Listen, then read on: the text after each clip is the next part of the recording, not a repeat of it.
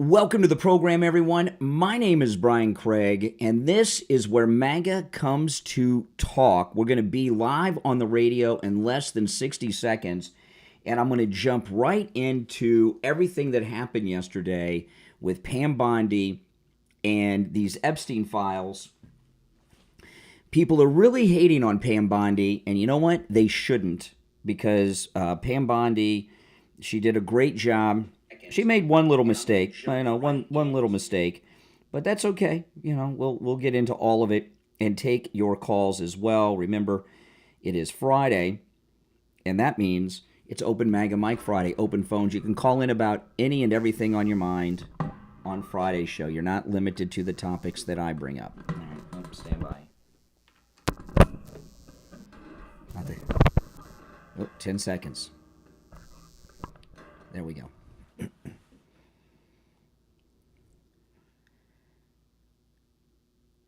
Welcome to the program, everyone. My name is Brian Craig, and you are listening to Florida's longest-running radio show, The Steve Kane Show, on the radio since 1977, celebrating 48 years on the radio. We got a lot to cover today on this Friday, February 28th already, can you believe?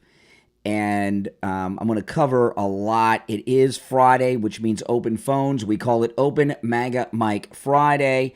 And while I have a lot to cover, and I'm going to start here in a moment with something incredibly important, on Friday, the show prep is up to you in the listening audience. On Open MAGA Mike Friday, you can call in about any and everything on your mind. You're not limited to the topics that we bring up, okay? The other 4 days of the week, we try to corral you in, which is like herding cats, to talk about the topics that we bring up. But on Friday, the show prep is up to you guys. You are welcome to call in about any and everything on your mind on today's show. The number is toll-free, 1-888-465-2631. 888-465-2631. Now, I'm going to talk about what happened yesterday with Attorney General Pam Bondi and the Epstein files. Now, if you're on hold, hang in there. I will start taking calls after the first break. Okay, but I want to open up a little bit about this. And during the course of the program, I'm going to go through in a lot of detail on what happened yesterday.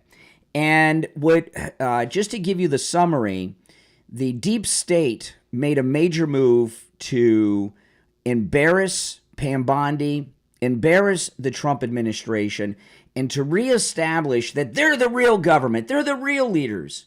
And it was an epic fail. Oh, I got a sneeze coming. Hold on, guys. Excuse me. I'm allergic, obviously, to deep state coups, which is what yesterday was. The Epstein files is a campaign promise of the president. And it's also a promise that was given to us by Attorney General Pam Bondi. And there was an announcement that she was going to release the Epstein files on Saturday, and then all of a sudden we found out she was going to do it yesterday. And what she did is they had some conservative influencers, DC Drano, Cernovich, Libs of TikTok, Liz Wheeler, and some others at the White House yesterday, and they gave them what they had, and these conservative influencers came out with these binders that said Epstein Files Phase 1, and they held them up in front of the White House, and they were all excited. And then nothing. It was like radio silence for a while. And I was in shock because I was expecting that these conservative influencers would immediately go live on whatever platforms they're on and start reading from the binder. And no one did it. And I'm thinking, what's going on? Because I know that if I were in that crew and they gave me the binder, as soon as I walked through the White House gate and I was out on the public sidewalk, I would sit down on the sidewalk in front of the White House, pull out my iPhone, start a YouTube live stream on my YouTube channel, and just start reading from the binder. But they didn't do that. And I was very puzzled by this. And then Jack Posobiec, who was one of the ones that was there, he tweeted that he was going to be live on X in a few minutes and talk about it. So he comes on. He's sitting, and this is just a short time after he got the binder. He's broadcasting live in a studio somewhere, and sitting in front of his microphone is the unopened binder that I saw them all walk out with, and he's not reading through it, and he's really not talking too much about it. So I'm like, what's going on here? And I was getting very aggravated about this, and then my first thought was this. Okay. Now, I did tell you guys, I've been telling you guys this for a week, but I told you guys yesterday towards the end of the program that it's going to be a big nothing. Do not expect much from these Epstein files, because my guess would be that when the powers that be got the files, they took what was incriminating with all these public officials, elected officials, former presidents, and all of this, and celebrities, and they went in that the J. Edgar Hoover files, which they still have and they add to all the time.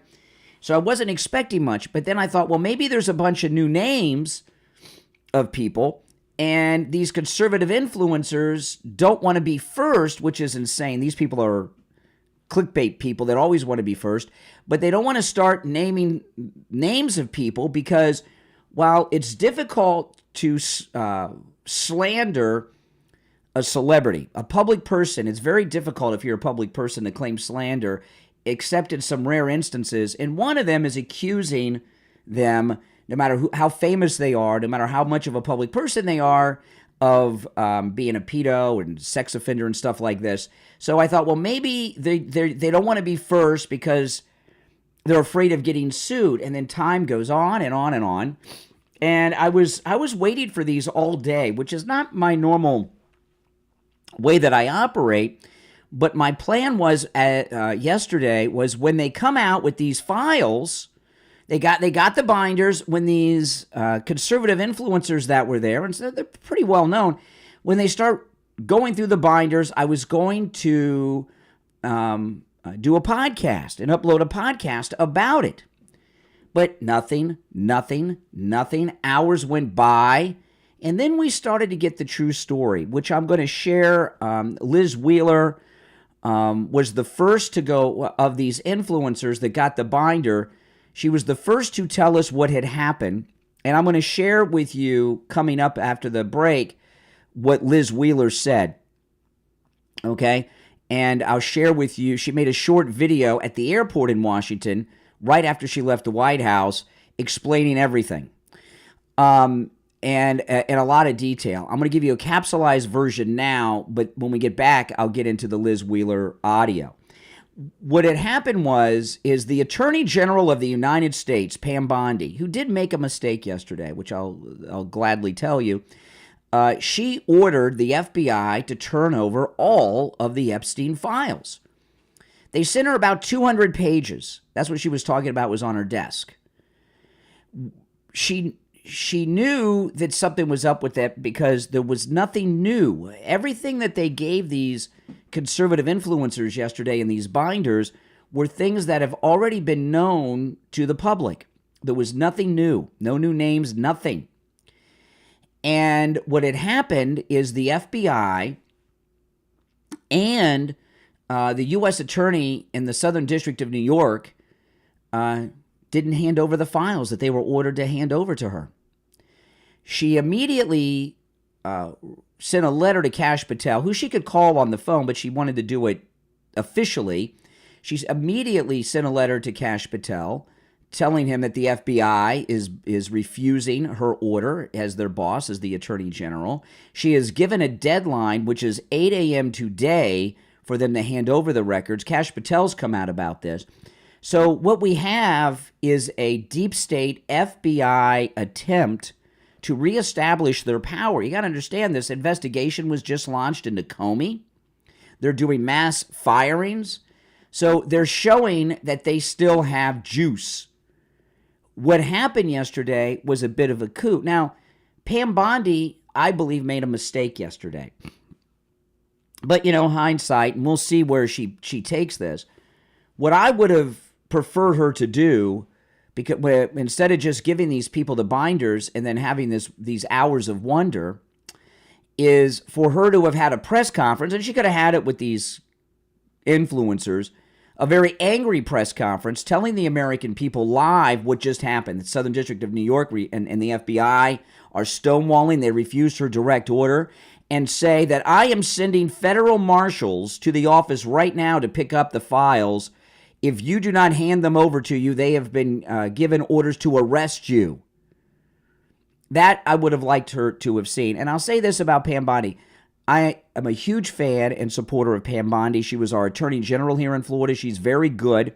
However, she's new to the Washington Circle. She may not realize she's new to the Washington Circle, and she didn't handle it in a great way yesterday, so far as publicly.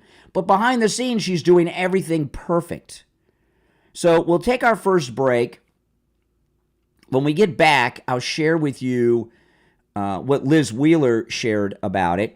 And also, if you'd like to call in, remember it is open phones today, 1-888-465-2631, 888-465-2631. We'll be back right after this.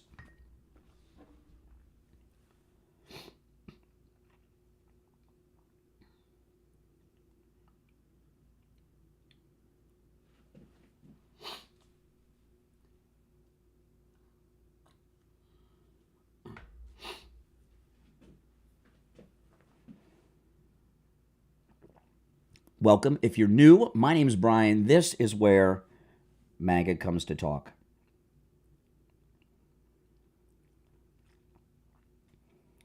Talking to Mike, the board op.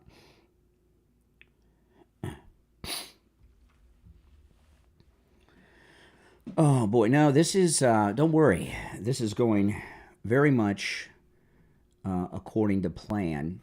Let me pull up Liz Wheeler. Okay, here's Liz. Hey, I'm in.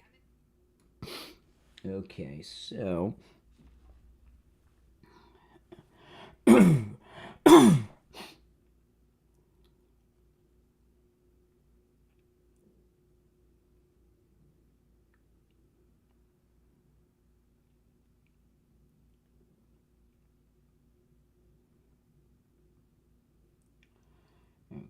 so. Less than a minute, and we will be back. If you're new, make sure you subscribe. If you're on hold, hang in there.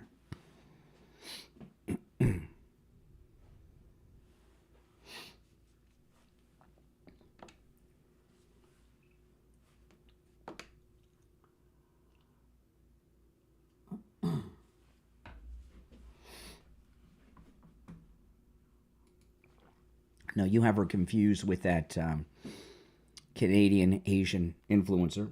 15 seconds.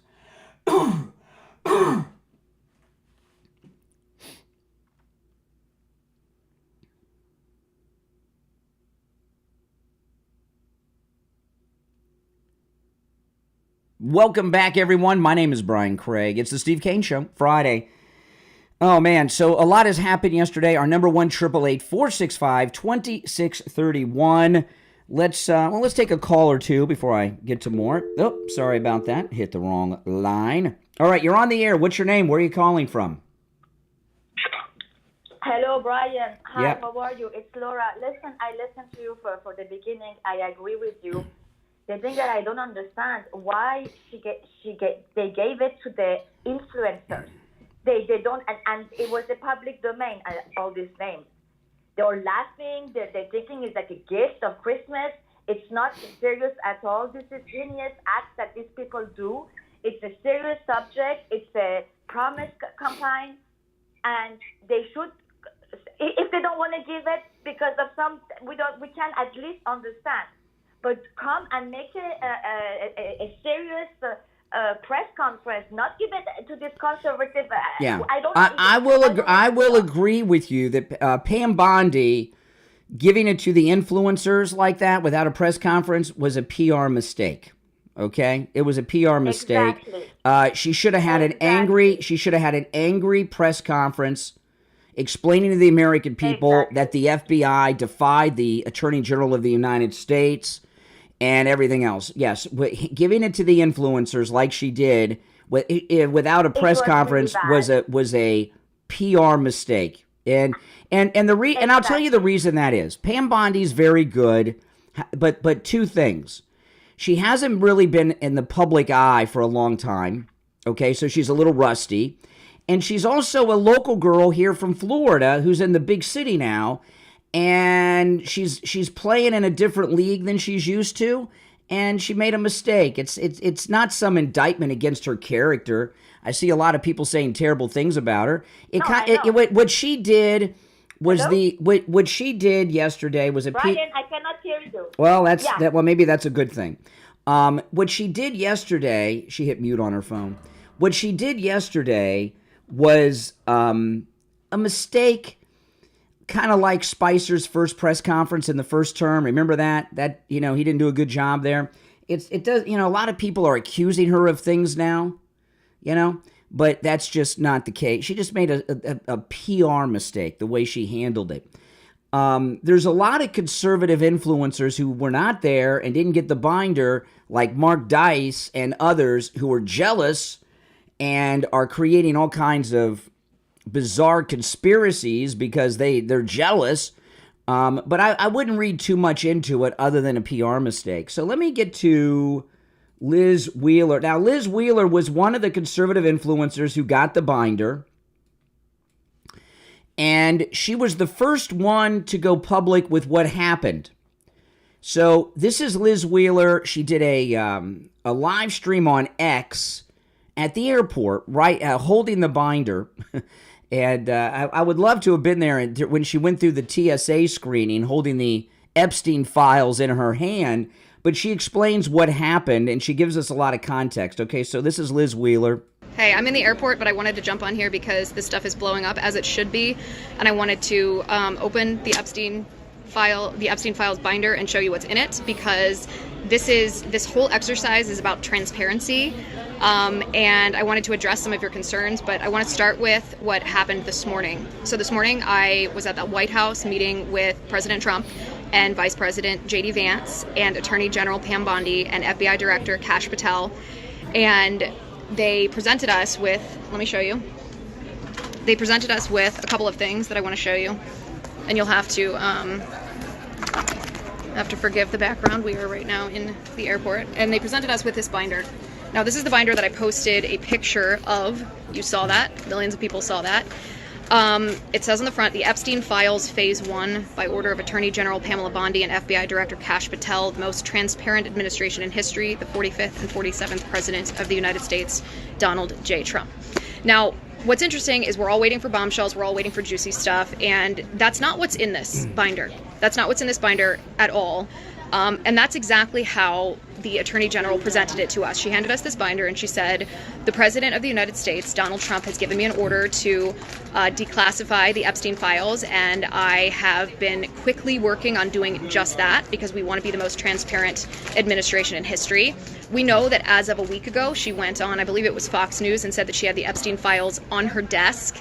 And when I think it was Jesse Waters asked her, well, is there anything, have you found anything juicy yet? She said, not yet. So her message to me when she handed me this binder was, we expected to release bombshells. We expected to find the dark stuff, the dirty stuff, the names of the people that were involved in what Epstein was doing.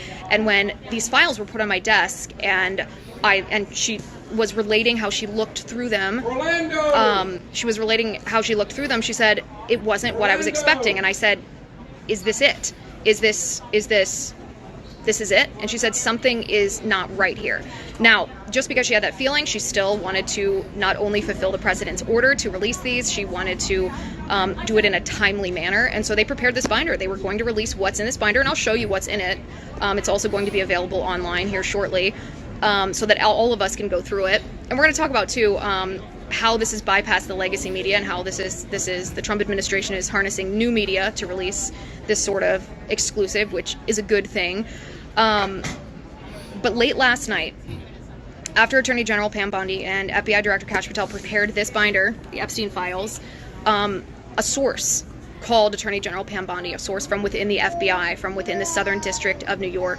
And this source told Pam Bondi that even though she had been told that this was the extent of the Epstein files, it's not the extent of the Epstein files, that there were hundreds, if not thousands, of other documents and files and pieces of evidence that the SDNY, the most corrupt district in the United States, was hiding. They were hiding from President Trump. They were hiding from Vice President Vance. They were hiding from Attorney General Pam Bondi. They were hiding from FBI Director Kash Patel. They were hiding from you. And so you should... Is it? Okay, so that's the end of her... So what happened is the SDNY is the Southern District of New York. That's where the files are. They did not turn them over. They disobeyed a direct order from the Attorney General of the United States. She has given them until 8 a.m. this morning to do so, and I don't expect them to turn them over. There's a power struggle going on with these deep staters trying to hold on. They've been deposed, but they're trying to hold on to power, okay? And that's what's going on here. And I will agree, as I said earlier, Pam Bondi, PR-wise, made a mistake. Now, why give them to the conservative influencers is also the big discussion. The Trump administration is going around the so-called legacy media, and remember Marco Rubio did an interview with somebody that just does news just on X, Twitter, right? So they're purposely going to new media sources. But these guys yesterday, they look like clowns, including Liz Wheeler. But they, I think the story of what really happened is getting out there now. All right, let's take a call or two. You're on the air. What's your name? Where are you calling from? Hello, Brian. Can you hear me? I can. Hey, good morning. It's Angie from Colorado. Hey.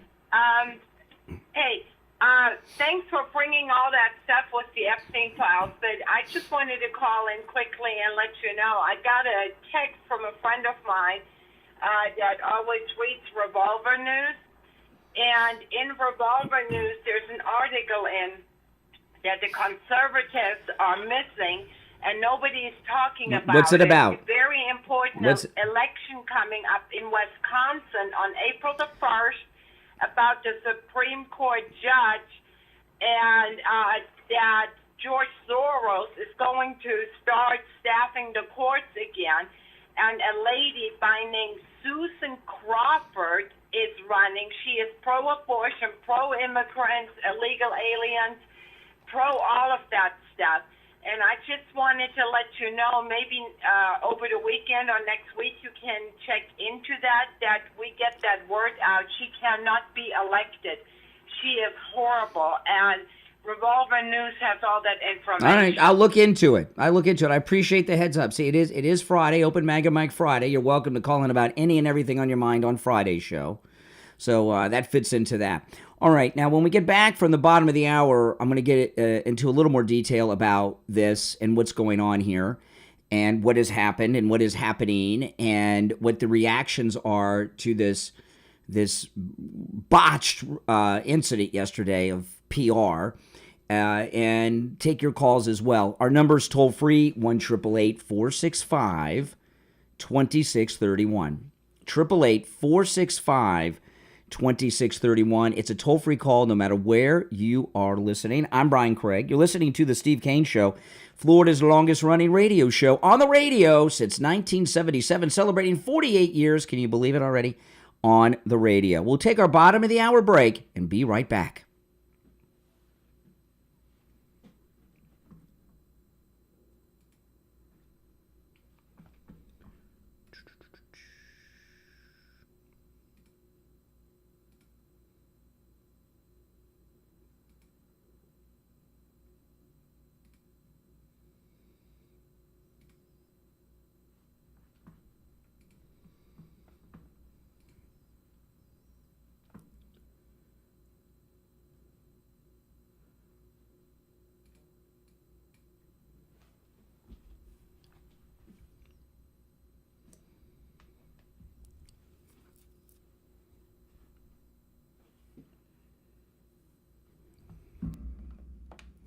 If you're on hold, hang in there.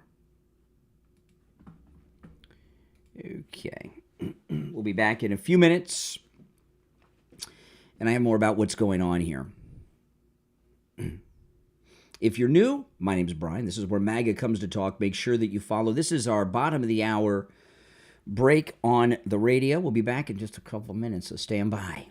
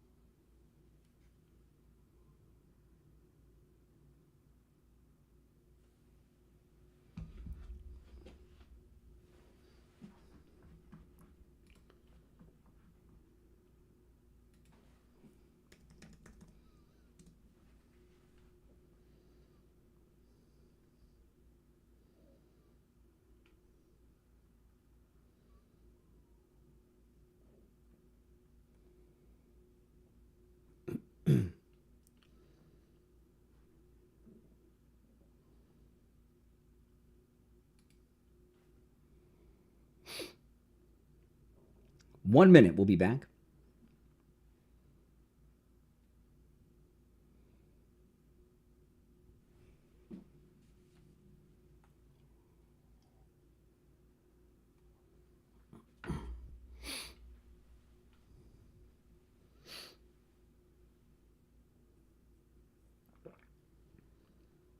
Mm.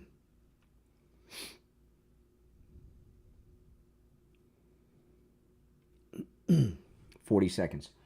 We'll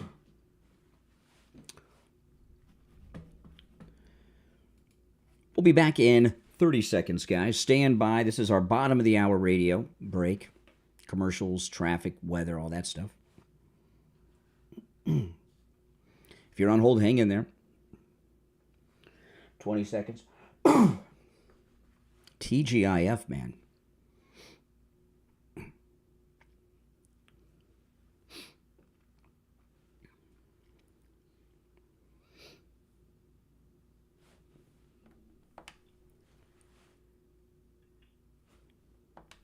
Welcome back, everyone. My name's Brian Craig. It's the Steve Kane Show, Florida's longest-running radio show. Friday, open phones, open MAGA Mike Friday. Any and everything on your mind is fair game on Friday show at 1-888-465-2631. I'll take a couple of these calls.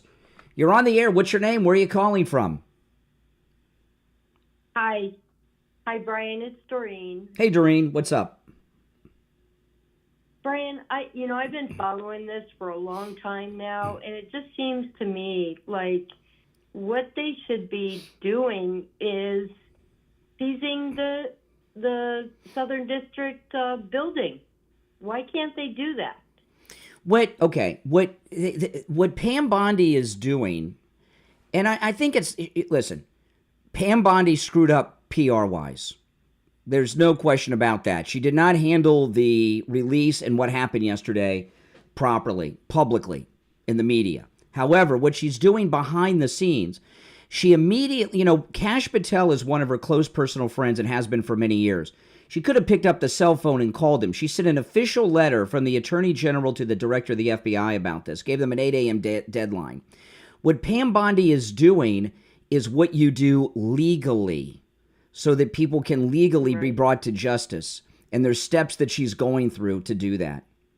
That's why she sent a letter with the deadline. Kash Patel came out. He's ticked and released a statement too. She's doing this officially, legally, so they can bring people to justice. Mm-hmm. That's why. Yeah, I know that. I don't know what his most recent post is, Kash, but I do know that he has said previously that he's actually seen the files, so he knows what. I don't know that he's seen the files. I don't know about that. I don't know. I would not. No, I would not say that he's seen the files. No, the files that they're talking about, according to what was came out after that meeting yesterday with Pam Bondi and these conservatives, they said tapes, video, audio tapes, and all kinds of things. And those who they are holding on to those, they've not shown them to Kash Patel or Pam Bondi. They disobeyed a direct order to do so yesterday. So no, Kash Patel has not seen them. No. And I know, and there's a lot of, there's a couple of things going on here. Okay. There's a little bit of the MAGA wars happening. There's a lot of conservative influencers who are jealous that they're not getting invited to the White House. Okay. So they're jealous of the influencers who are, and so they're attacking them. Yeah. Mark Dice and others. Okay. But there's also a lot of fake MAGA out there that are accusing Pam Bondi of a cover-up. There's no cover-up here. She made a mistake PR-wise, but she's handling everything like a lawyer, set with documents and timelines. Come out and address it in a way that, because to be honest with you, Brian, there's a lot of people that are. This is a pretty serious subject for a lot of us, American people out here. But when you say serious subject, what do you mean specifically by that?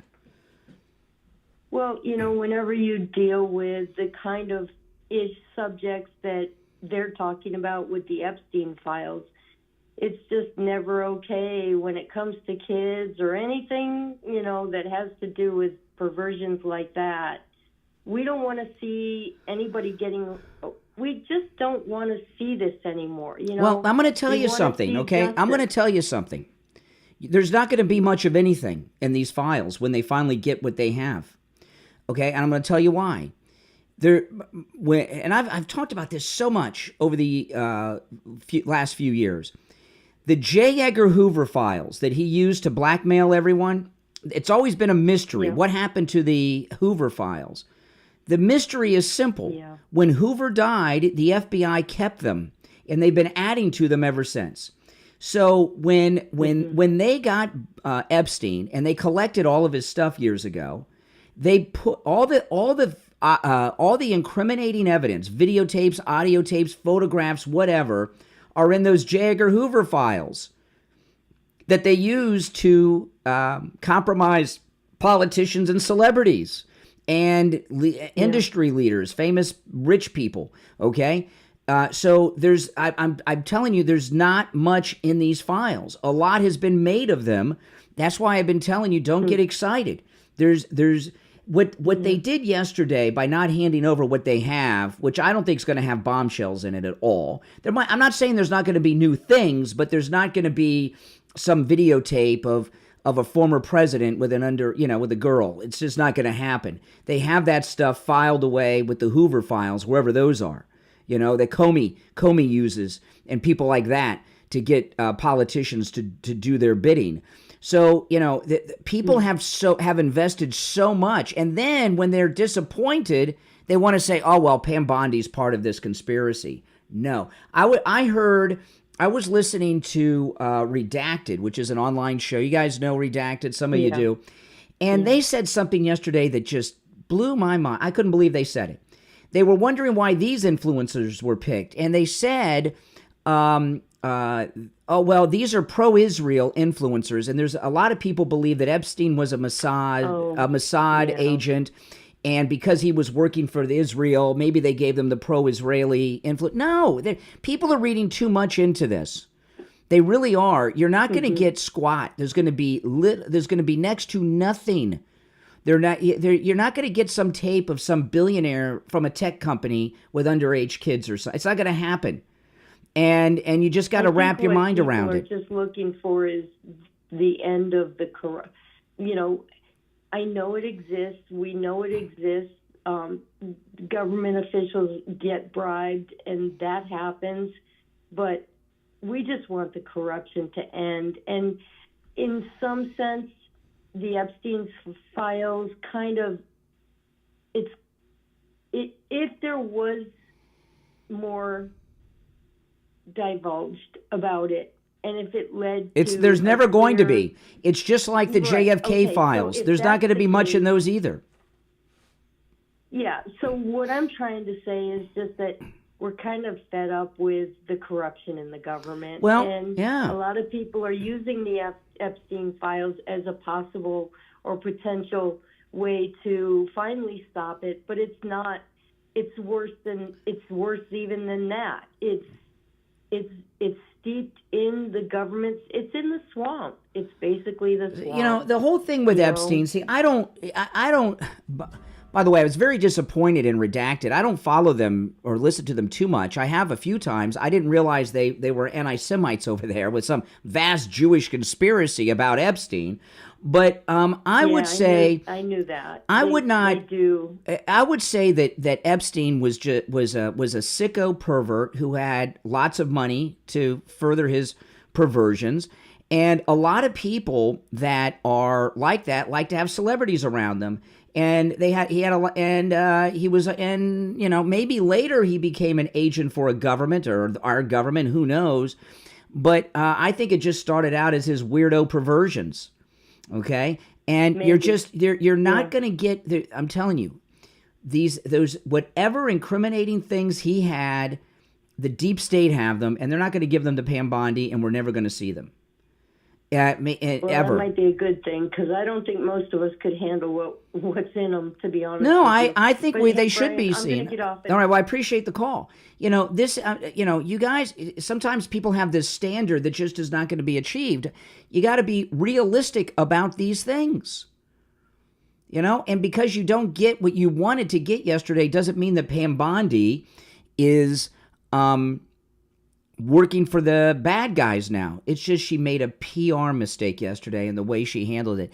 I hope she corrects that today, because she gave the Southern District of New York until 8 a.m. Eastern Time today to produce the files. So if they do not, I hope she has a very angry press conference, sends the federal marshals, and arrests these people and seize it, whatever they have. Okay? But there's a power play going on. See, the deep state, which is really the FBI, has been running this government, this country, for all of our lives, guys. That's just the way it is. Hoover was running the country. They've been running the country all these decades. Okay? And what they did yesterday was to embarrass the Attorney General and the Trump administration. That's all. You're on the air. What's your name? Where are you calling from? Joanne from Tamarack. Hey. Brian, the other night when Pam Bondi was on Jesse Waters, he asked her about the James Comey and the honeypot, and that she was opening an investigation into that. And she answered him. She said no, but she said it very strangely. Now, I don't know. Because she's not doing the investigation. No. Kash Patel is, not her. He's under her. It's an agency under her, so she's directly not doing it. It's Kash Patel. Okay. All right. Thank you. Mm-hmm. All right. Take care. They're not privy to everything. Now, I want to tell you, it is Friday. Weekend's here. If you've got some aches and pains, if you're suffering, if you're hurting, go see Dr. Appleton. Appointments are not necessary, and walk-ins are welcome, even on Saturdays tomorrow. The laser wave pain treatment works on every type of pain. He's rid me of pain from injuries, arthritis. The first one was over 2.5 years ago, and my knee that I'd been suffering from, 30 years I had pain in my knee. And Dr. Appleton treated me with a laser wave pain treatment. It was my right knee. And my knee not only is pain-free, but it's been pain-free ever since. Pain hasn't come back. No aches, nothing. My knee is perfect. Just like all the other times he's rid me of pain. The laser wave pain treatment works. It is amazing. He is a miracle worker. And every time I go see Dr. Appleton, I run into listeners over there, and they're just so happy getting...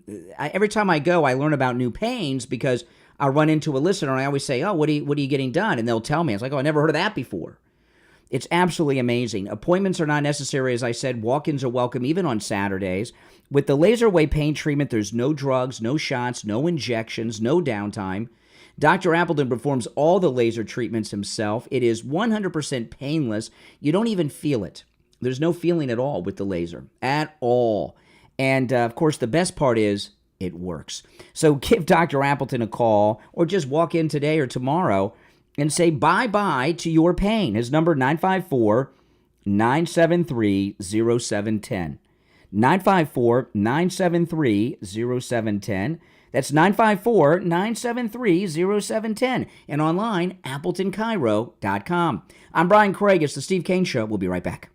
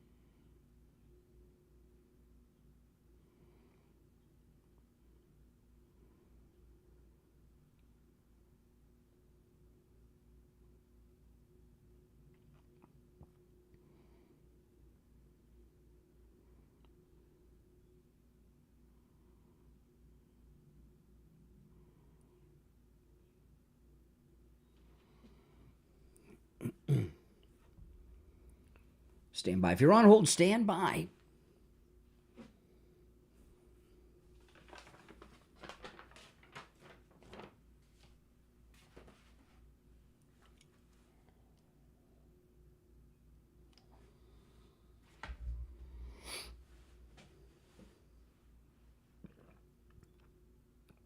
We'll be back in 1 minute, guys. Oh, boy. Do you feel better now that we got some perspective on what happened yesterday? Got more to talk about, too. Some other issues, but I want to finish up with this one. If you're new, make sure that you subscribe, all right? This is most definitely where MAGA comes to talk.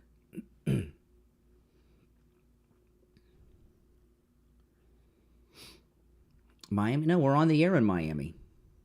Our radio station goes all the way through Miami into the Florida Keys. 10 seconds.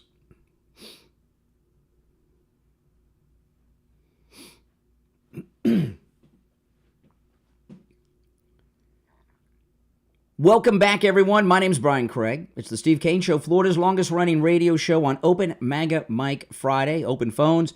Any and everything on your mind is fair game on Friday's show at 1-888-465-2631. You're on the air. What's your name? Where are you calling from?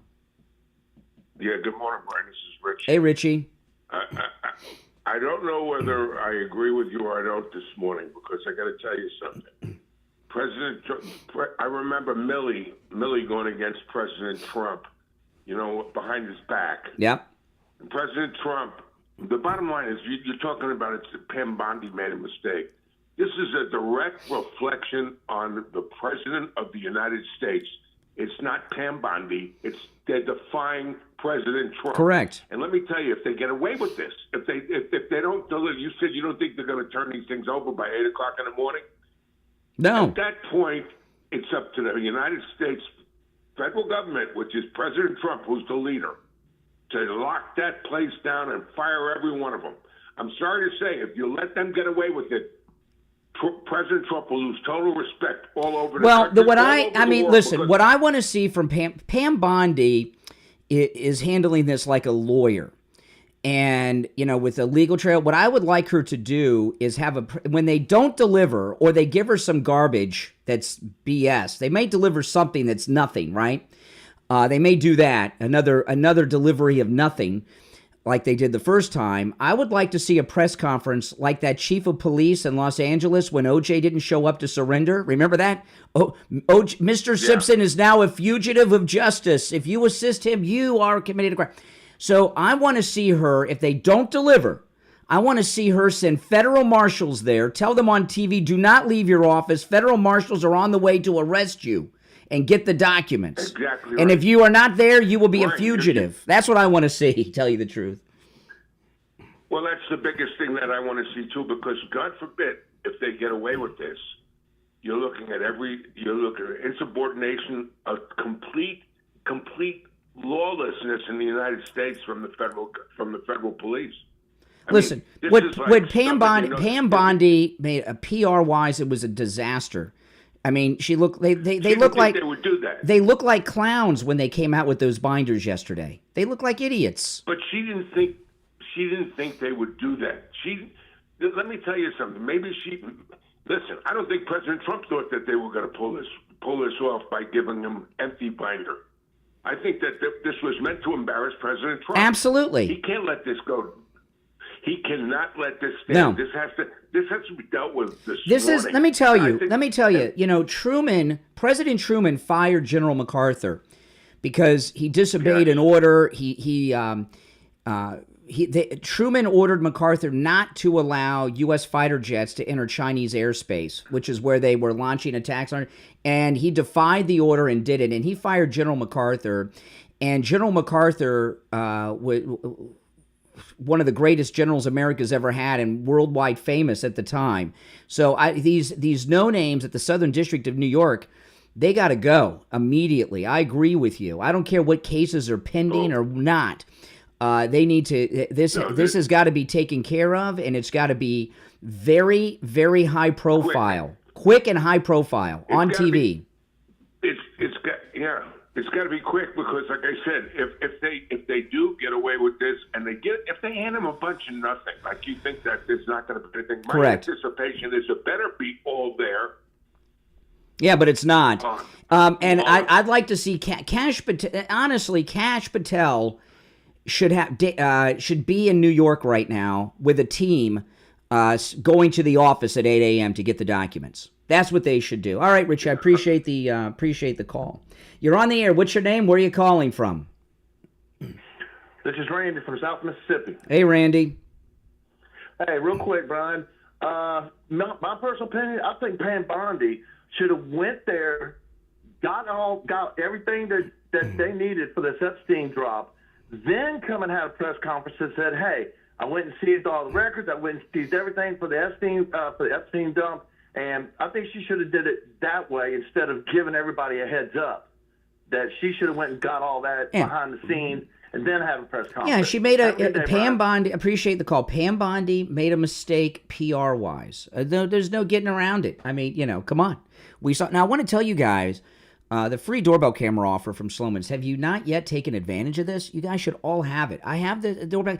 It will change your life. Okay, it's part of your security system. But think about it. No matter where you are.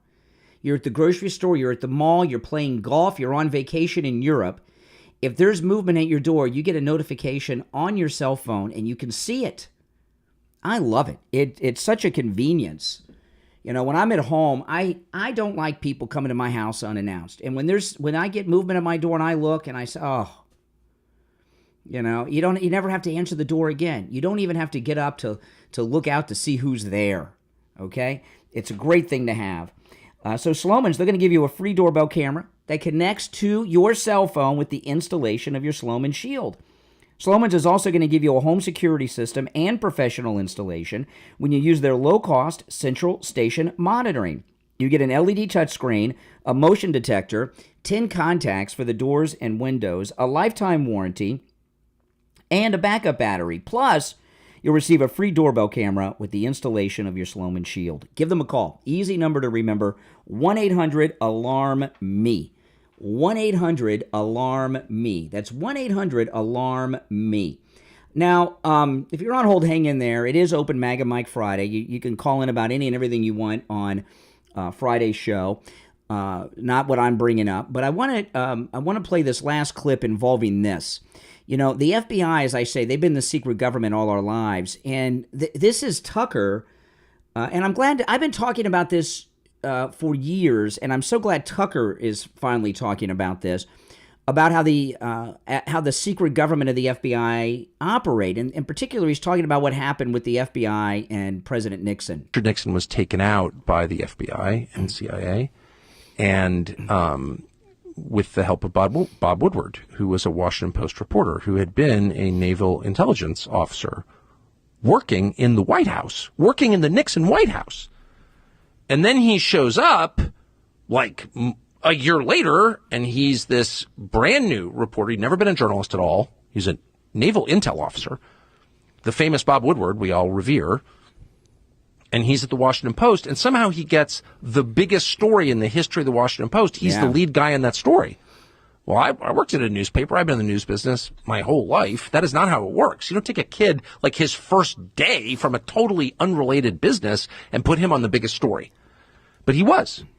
He was that guy. And who is his main source for Watergate? Oh, the number 2 guy at the FBI.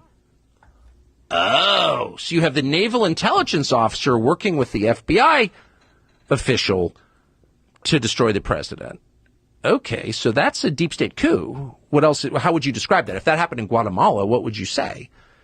And yet the way it was framed and the way that I accepted for decades was, oh, this intrepid reporter fought power. No.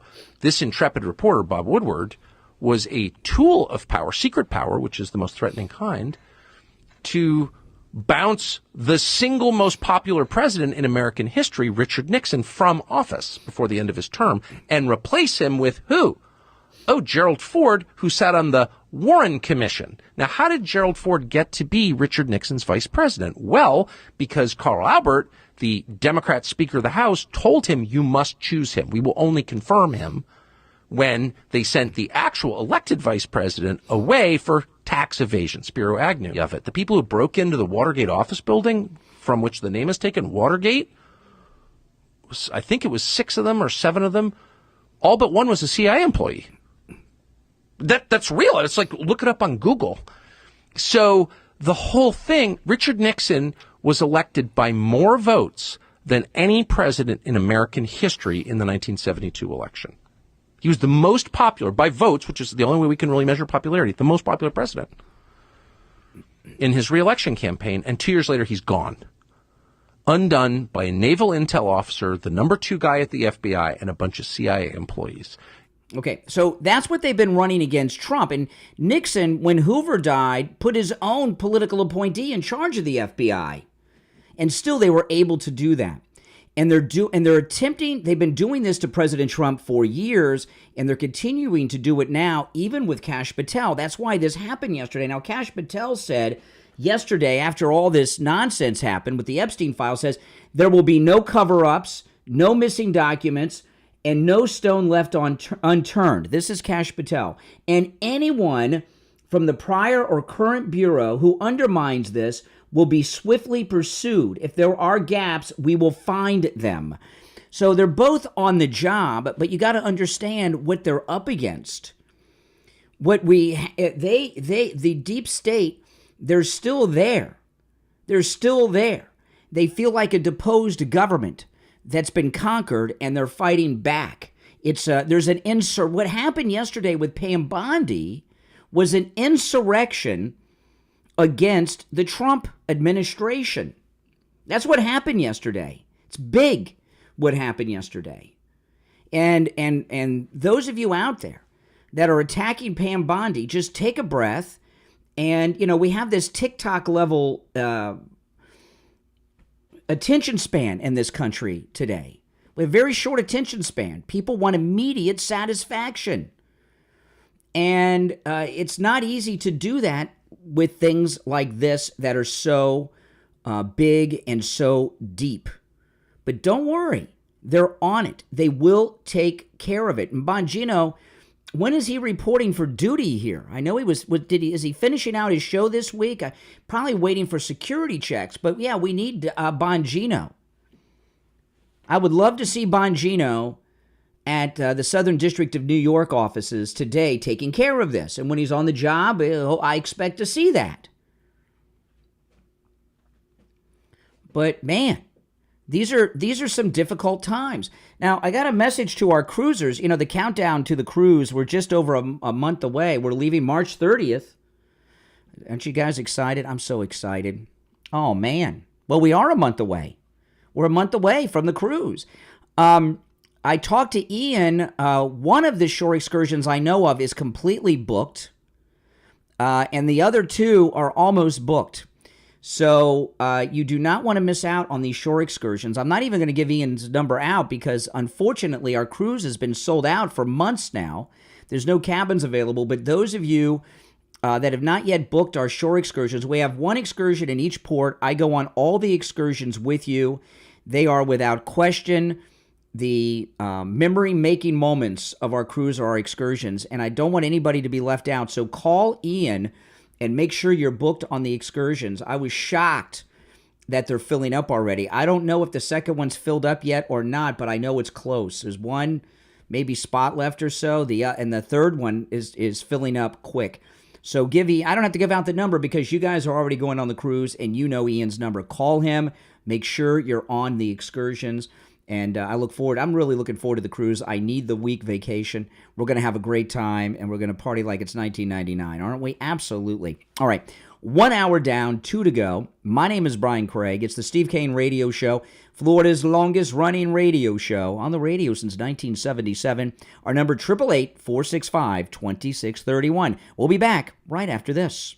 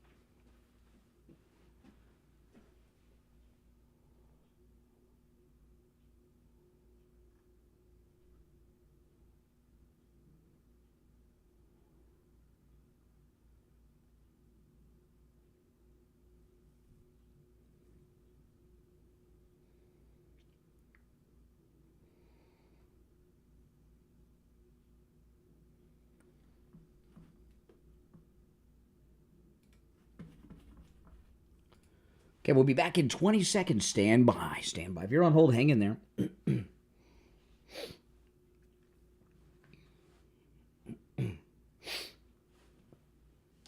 Show's flying by.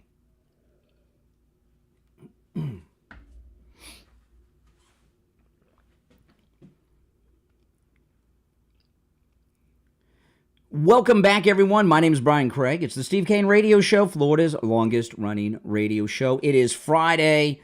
Open phones, open MAGA Mike Friday. Any and everything on your mind is fair game on Friday's show. You're not limited to the topics that we bring up. And the number's toll-free, 1-888-465-2631. 888-465-2631. I've got a bunch more to get into, but I'll take some of your calls first. You're on the air. What's your name? Where are you calling from?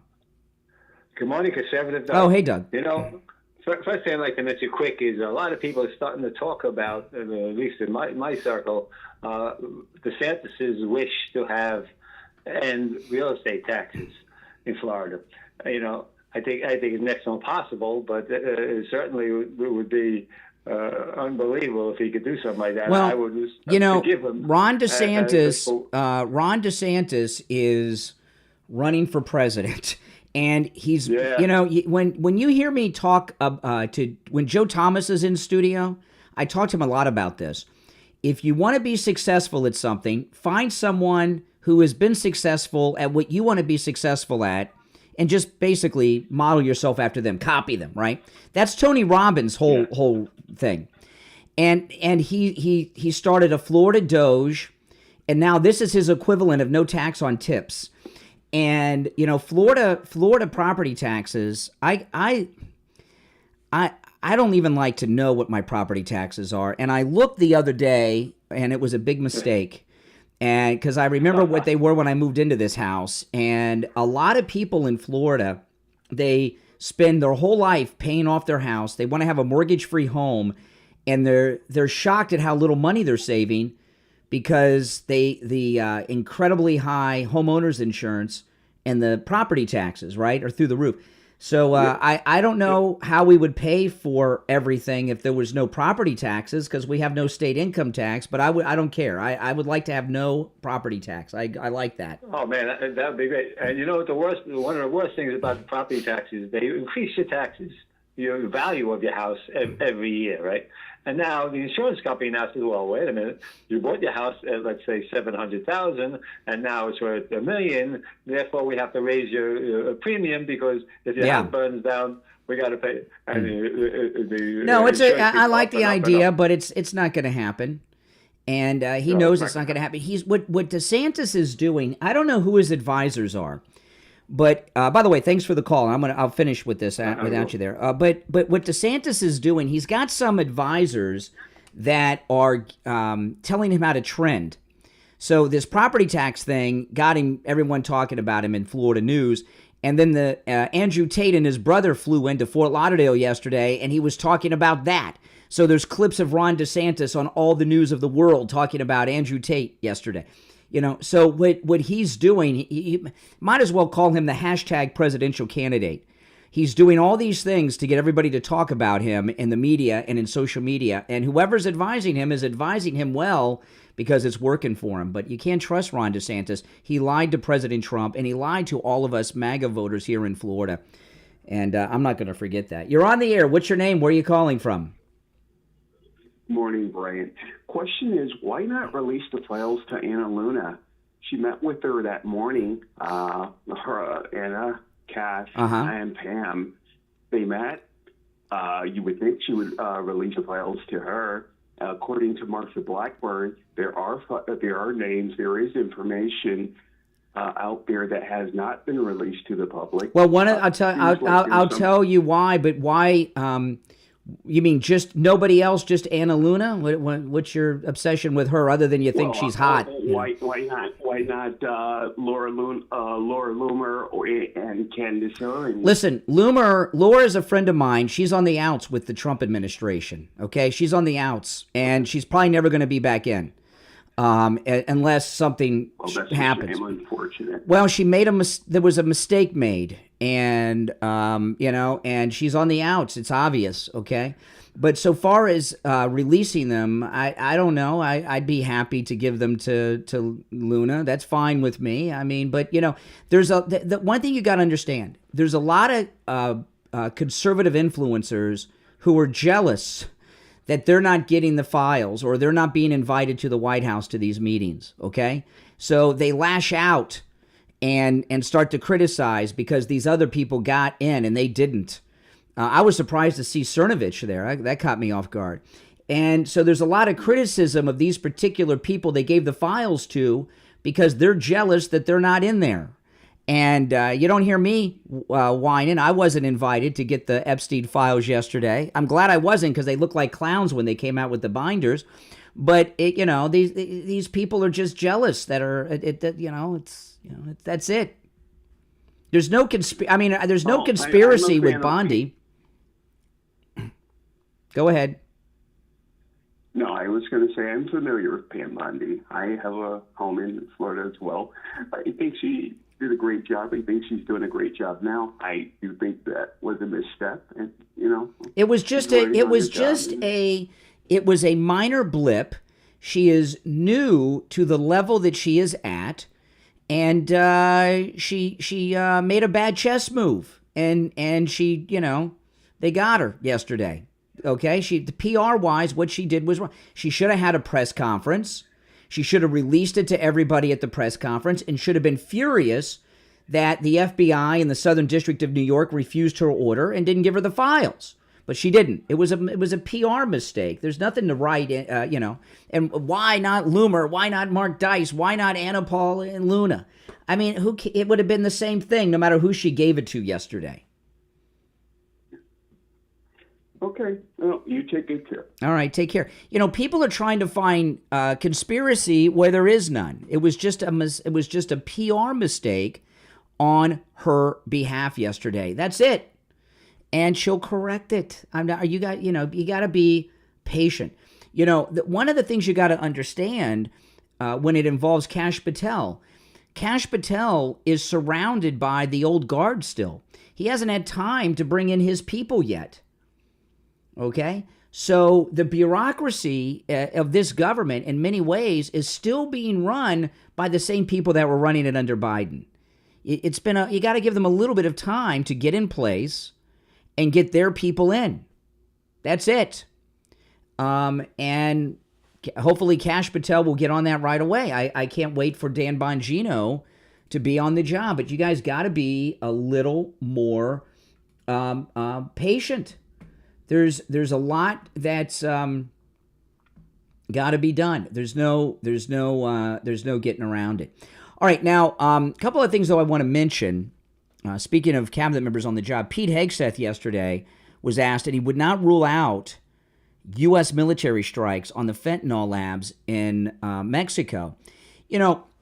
What we have what we have in the second Trump administration is a dream cabinet, guys. We've got a dream cabinet of disruptors. Look at what's happening. Hegseth, they got these illegals, these criminals in Gitmo. Who would have thought? And I'll tell you an interesting thing about that is where I was talking about this a week or so ago, and still it hasn't happened. Where are these ACLU types about these hardcore criminal illegals that they've sent to Gitmo? I haven't heard any of these people, the Eric Holder types. I'm in shock that they're not griping about it. Pete Hegseth, he told Laura Ingraham that one of the illegals that they're holding in Gitmo, it's a staging ground. A lot of them are being sent back to their native country. One of them wouldn't sign the document to be sent back home to his country because he likes it so much where they're at Gitmo. They got a good life going on there. Seems like a pretty good deal for a lot of them. But what Pete Hegseth has done as an example is bigger than anything that has ever been done before. The illegal border crossings have almost gone down to zero, right? And the deportations are going on. The Gitmo they're filling up the Gitmo detention center with them, the ones that are the hardcore criminals. The things that are going on in this administration are at a level that things have never gone on in our government before. The swamp draining. I was reading a story this morning that the USAID workers that are being fired are being given 15 minutes to clear out their desks and get out. The ones that were actually working at desks, because a lot of them are probably working from home, which is a problem because they have, a lot of these federal workers working from home have computer access to the federal government, and I don't know how easy it's going to be to cut all of them out. But they're thieves that were involved in criminal activities, RICO financial crimes. Yeah, they're lucky they get 15 minutes. They're lucky they can clean out their desks. They should probably have to leave everything behind. So people getting hung up on what happened yesterday, I don't think you're looking at the big picture. And there's a lot of these petty jealousies of some of the conservative MAGA influencers who feel cut out of what's going on. And they have influence. I see them influencing people. I saw someone yesterday that I respect saying things about Pam Bondi, and they tore down Epstein's mansion in Palm Beach, and they destroyed evidence when they did it. There's all, that I was talking earlier about Redacted saying, well, these are pro-Israel influencers, and maybe because Epstein was Mossad, they're doing this. There's no conspiracy. The Trump administration is doing everything they've promised. You just got to be patient. All right, we're going to take our first break of the second hour.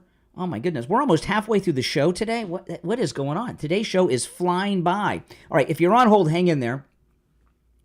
Our number is toll-free, 1-888-465-2631, 888-465-2631. I'm Brian Craig. We'll be back right after this.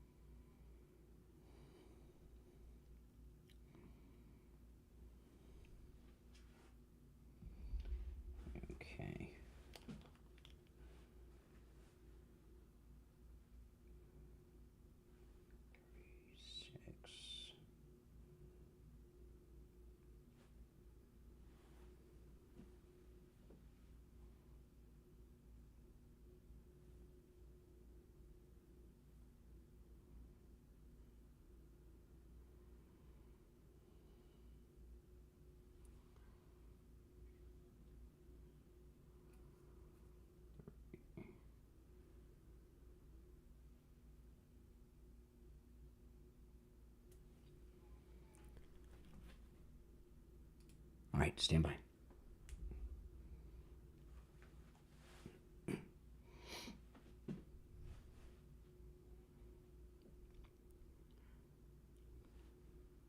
Stand by.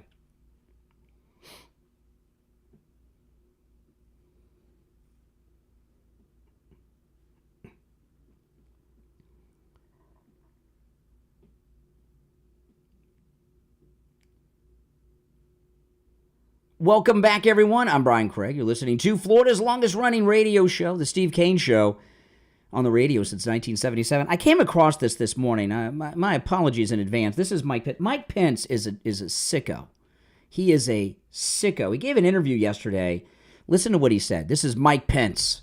We've reached out to the vice president. My wife and I pray for him and Usha on a fairly regular basis, and I'm grateful for their willingness to step forward and serve the country. But candidly, Steve, I I don't really know Vice President Vance. As you may recall, he was something of a critic of our administration from time to time when we were in office. And look at this he guy. began his political career after we'd left the stage in Washington. And so haven't had an opportunity, certainly would be more than welcome to offer any assistance in any way. I mean, look, I want to see President Trump and Vice President Vance succeed. I want to see their families thrive because as they succeed, America succeeds. Oh, my goodness. This guy, how pathetic. You know, start up some foundation with Kamala Harris, a foundation of losers and traitors. Oh, my goodness. Do you think he and his wife sit and actually pray for J.D. Vance and his wife?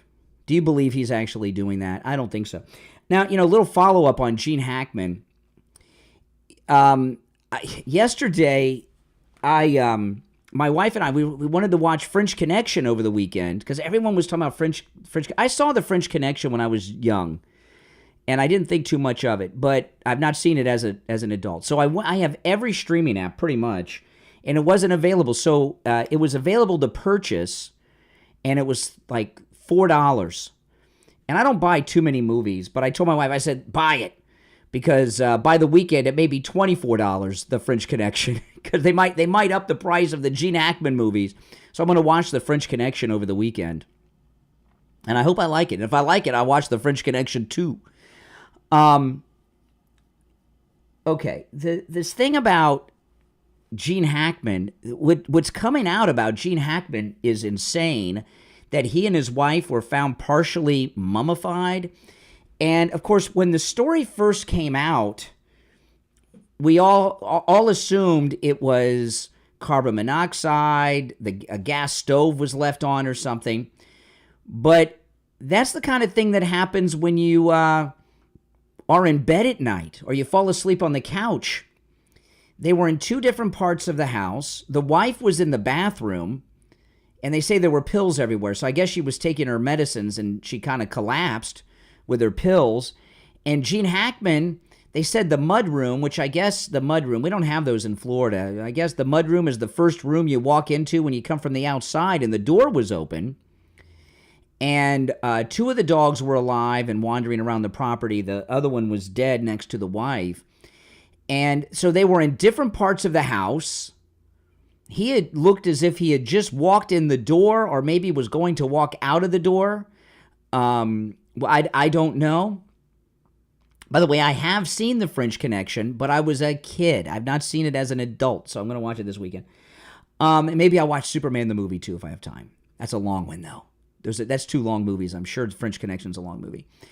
And now they're talking about possible foul play, and this thing about the partial mummification.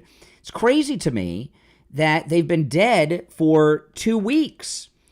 And I found out in one article, at least it was reported yesterday, that Gene Hackman's net worth, $80 million. I was shocked at how much he was worth, $80 million.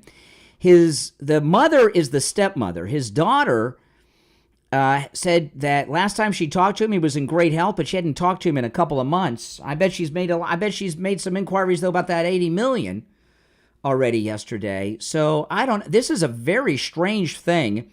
And I'm very surprised that someone as elderly and as wealthy as Gene Hackman, that it took 2 weeks for someone to find them. They don't have a cleaning lady.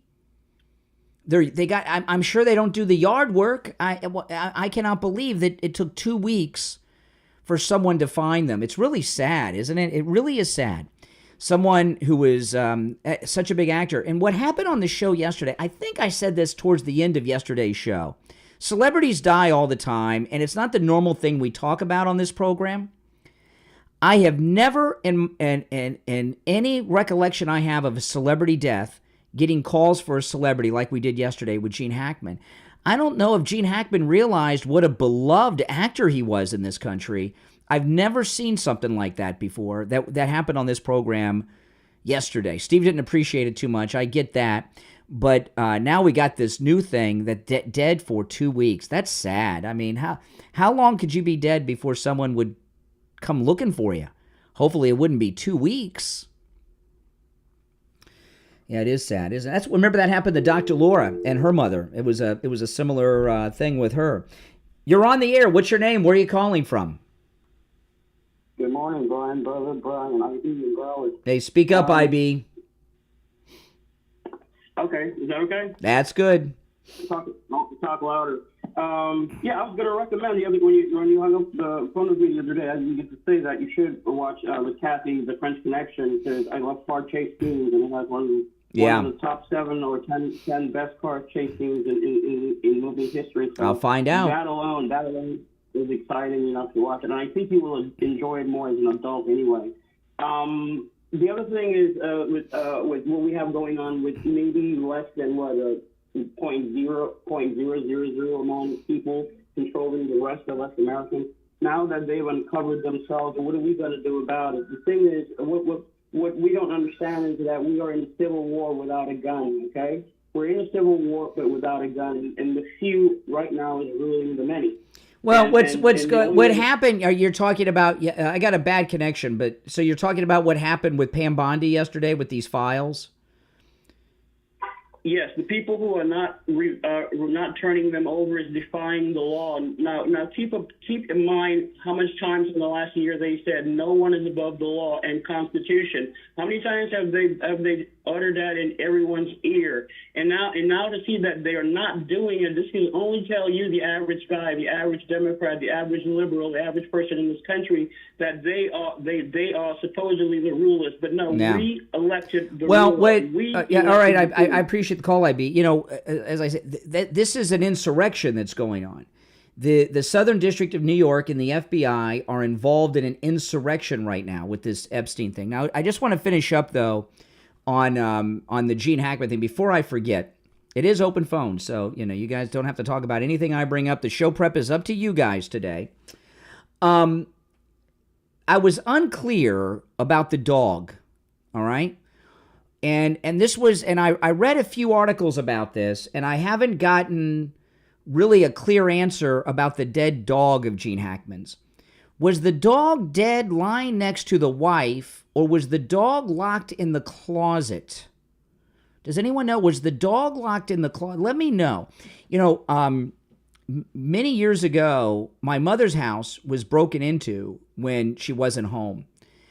And these kids, they broke in and they had a party. At the house during the day when they should have been in school. And thankfully, they didn't hurt the dog, but they locked the dog in a room. The dog was locked in one of the bedrooms, thankfully, because I love that dog. She's long since passed, but she was a great dog, and luckily they didn't steal the dog or hurt the dog. But I was a little unclear on what happened with the dog. Did the dog die in the closet, locked in the closet? Okay, that's what I was trying to figure out from these stories with Gene Hackman, because if that's the case, that's when I would get into some foul play, that there was a burglar, a break-in, a robbery, something like that. And he had a pretty big patch of land that was a little, he lived kind of, even though it was in this gated community, he had a big patch of land, so it wasn't like some zero lot line. So, there's distance from the next house. I think he had 2 homes on that property of his own. So I was trying, and I've read several articles about this, and I heard about the dog in the closet, but was the dog locked in the closet is what I was trying to find out. If anybody knows, let me know. We're going to take our break for the bottom of the hour. My name is Brian Craig. You're listening to Florida's longest-running radio show, The Steve Kane Show, on the radio since 1977. Our number toll-free, 1-888-465-2631. 888-465-2631. And I'm also, I just find it hard to believe that somebody at that level doesn't have someone that comes into the house to clean the house and take care of things. I don't believe his wife in her 60s, who's worth $80 million with her husband, does the house cleaning. So it looks like foul play, but if the dog was locked in the closet and the dog died from that, that would tell you right there. Break-in, robbery, something like that. All right, and the door was unlocked. So he'd either just come in or was trying to get out, or somebody had come in. So there definitely looks like foul play in Gene Hackman's death today. Okay, if you're on hold, hang in there. Our number toll-free, 1-888-465-2631. We'll take our break for the bottom of the hour and be right back.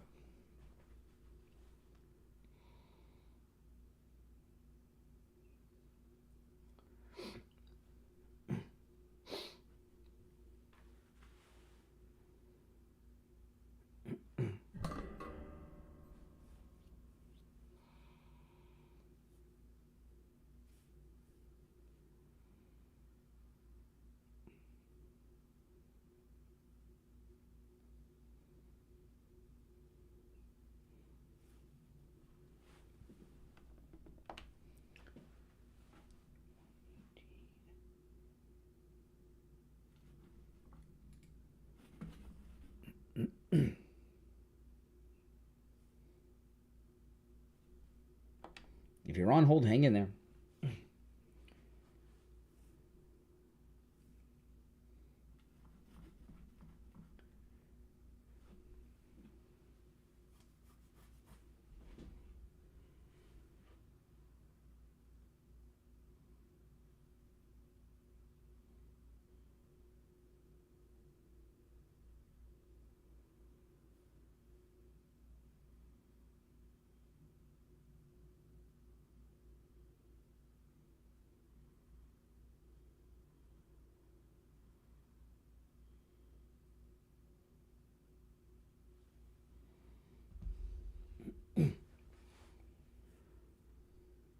We'll be back in just over 1 minute.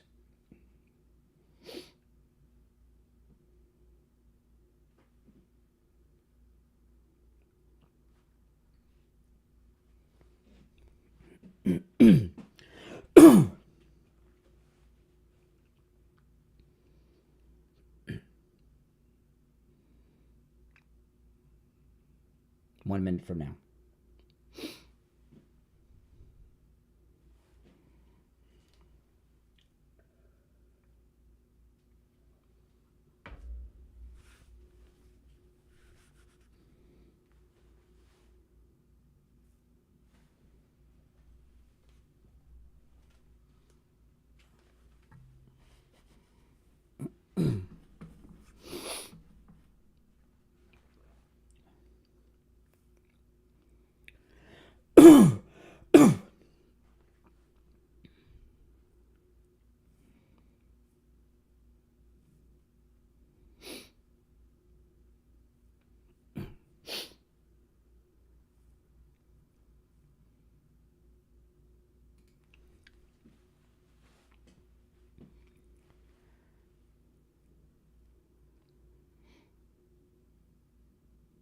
Welcome back, everyone. I'm Brian Craig. You're listening to Florida's longest-running radio show, The Steve Kane Show, on the radio since 1977, celebrating 48 years on the radio.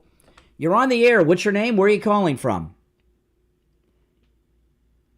My name is Bob from Kentucky. As a YouTuber, a big rig truck driver, I'm just requesting that you put out the audio, like on Tucker. When you played that, I couldn't hear it. Yeah, you could hear it. You could hear it if you listen in the right place. When they're talking, I can't hear it. Well, I can't help you with your hearing. All right. Well, okay. Do you have anything of content other than the griping? No. Okay, then no. Okay. Thank you very much for your call. Although not really. If you're on hold, stand by. There's a few other things I want to get to.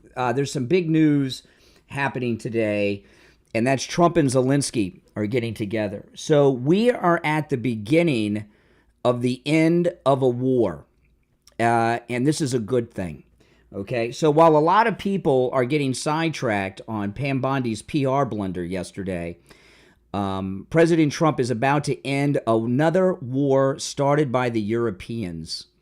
And I've got Zelensky's schedule. This is going to be a big day, and I appreciate that the president has started this. And when I say the president, I mean President Trump. I'm not talking about Zelensky.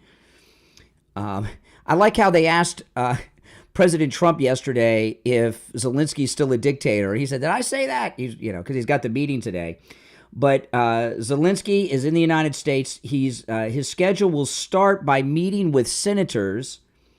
Then at around 11 a.m. this morning, Zelensky is going to meet with President Trump in the Oval Office. Then there'll be some statements to the media that he'll make, Zelensky, before the meeting. Then Zelensky is expected to sign the mineral agreement. Isn't that something? Yeah. To pay us back for everything we've done, which is what President Trump wanted. And then, this is the official schedule from Zelensky. A statement by both presidents for the media and a joint press conference are planned for, for 1 o'clock Eastern Time. And then Zelensky is moving on to some other things. He's going to meet people from the Ukrainian community. And then he's going to do a Fox News interview. And, there's been sadly, a lot of wars during our lifetimes, right? I mean, how many? Have you ever seen people so upset in this country at the ending of a war? When presidents end wars, there's usually a celebration. The left have a long history of being anti-war. Now, all of a sudden, not only are they openly pro-war, they're upset that a war is going to end, and they're not ashamed to tell you about it. They're not embarrassed. I've never seen something like this. And, the war isn't over today, but this is some major steps in that happening.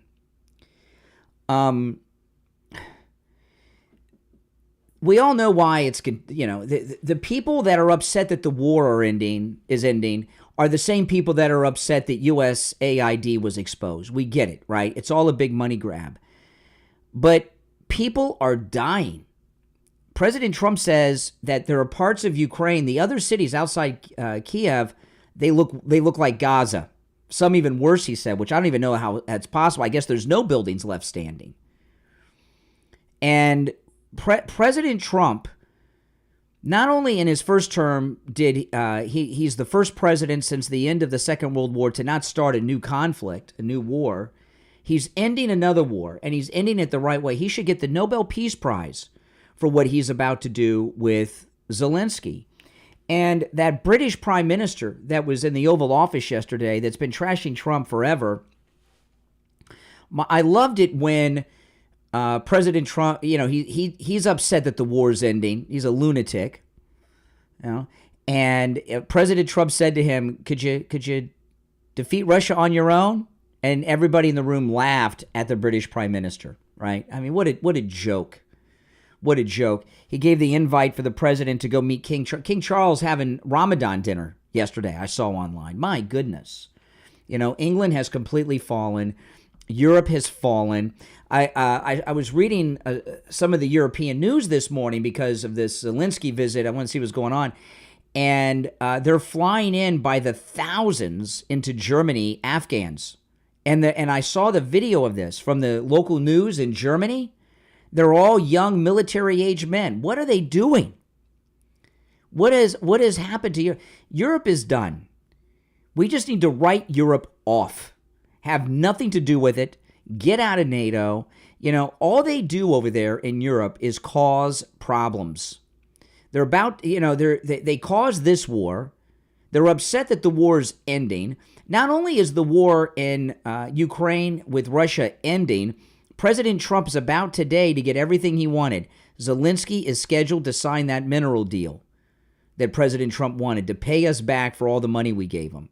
That's why he's not calling him a dictator anymore. He's doing what Trump wants him to do, and he wants his signature to be valid on the mineral deal. So it's going to happen. The guy's hardly been in office, and look at what he's done. You know, everything he's done, the firings, he got every one of his cabinet people have gotten in. And what are they talking about? They're talking about the price of eggs. Are you kidding me?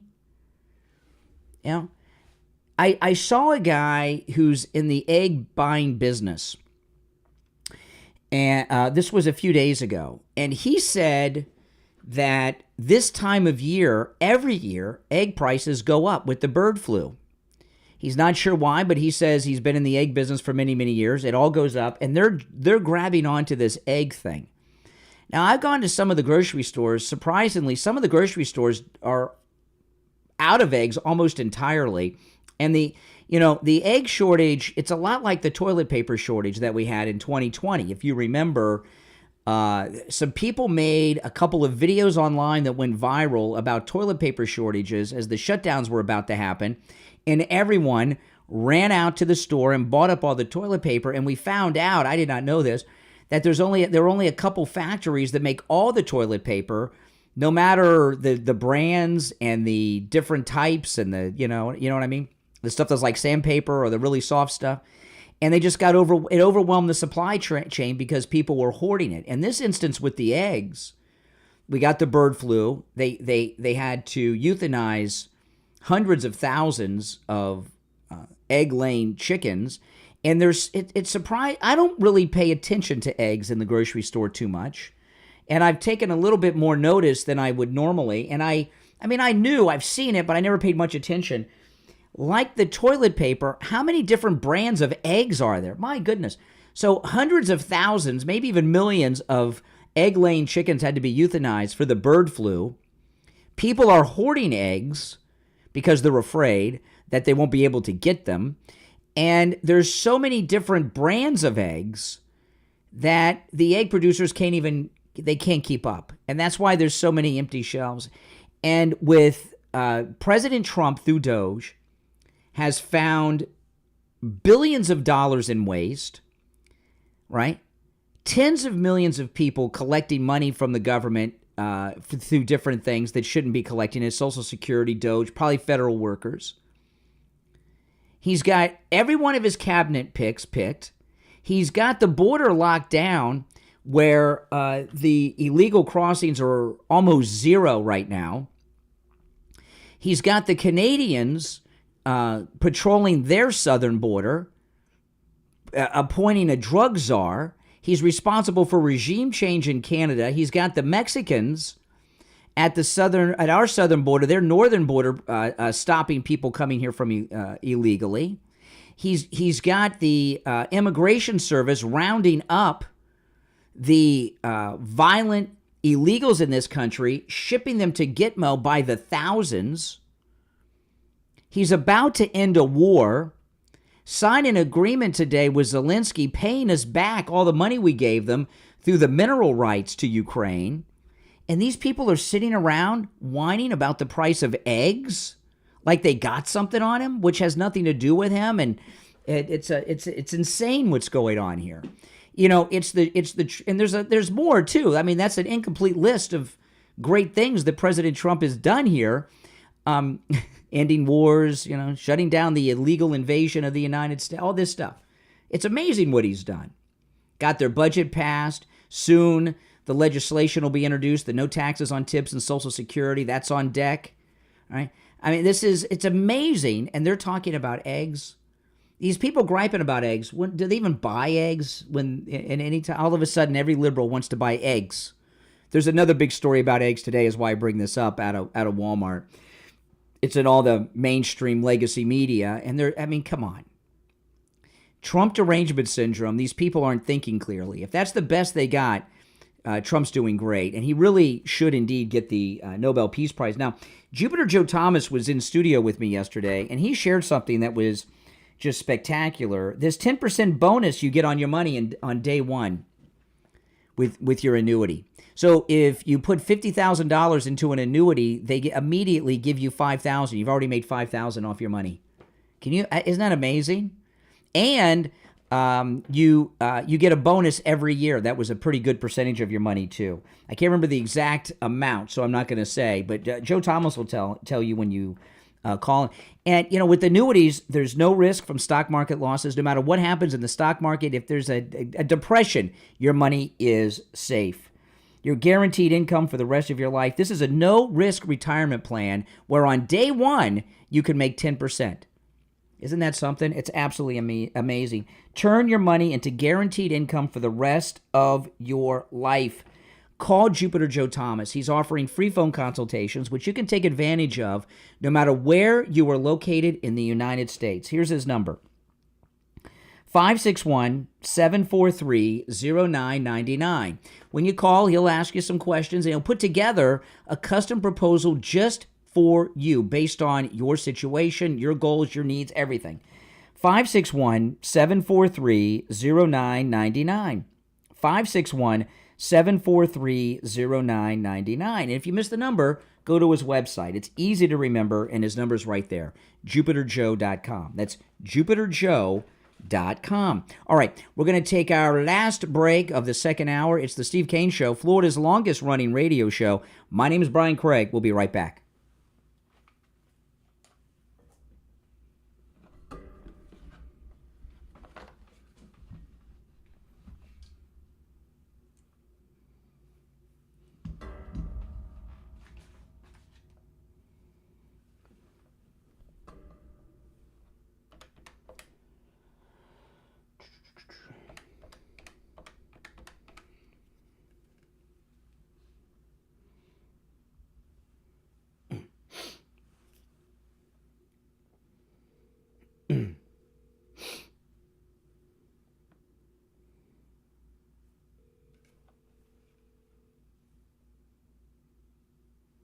Hey, it's Brian.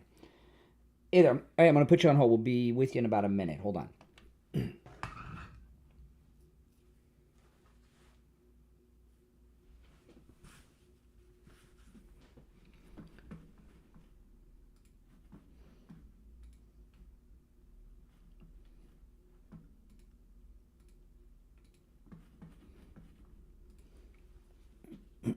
$20 seconds. If you'd like to call in, the number's pinned in the live chat. If you're on hold, hang in there. I do have to recap what happened with Pam Bondi.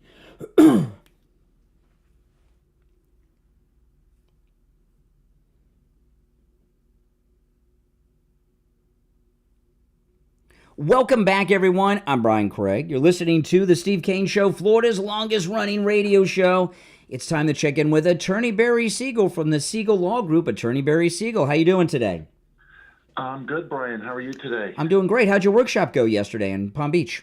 It went well. It was our first one in West Palm Beach, and it went very well. Awesome. And, so we're looking forward to doing another one. I think we're already scheduled to do another one on March 27th in the afternoon at 2 p.m. in West Palm Beach. Oh, awesome. So we're excited about that. Yeah. And anyway, today I wanted to talk about it kind of as a follow-up to our conversation yesterday, because you were bringing it up about the Medicaid and just the importance of it. Because, of course, the first thing is, as soon as people hear Medicaid, they think that it's for people who are impoverished, people who have very low income, very low assets, and yes, that's what it's designed for. But really, it's an important second chance, a second opportunity for people who don't have long-term care insurance to make sure that they have a way to pay for it other than spending down their assets. You work your whole life, you do everything right, you save, and then you or your wife or husband get sick, and now all of a sudden we need to pay for care, and that care is so expensive it could make you broke. And so Medicaid is something that even if you're above the limits in income and assets, you could still qualify. Not everybody, but most people can. And the thing is, for a lot of people, we need to plan ahead just to make sure that we're in a position where we can qualify. So just doing a little bit of planning now can save a lot in the future. And that's what Medicaid planning is. It's really asset protection for people in their retirement years to protect from the biggest threat we have as we age, the cost of long-term care. About 50% of us are going to need some form of long-term care. And the question is, how are we going to pay for it? If we don't have long-term care insurance, and if we don't want to spend down our assets, then you better call us. Yeah, that's right. And, one thing I learned about long-term care insurance, which I did not know, I thought long-term care insurance was for as long as you need it, but there's caps on it.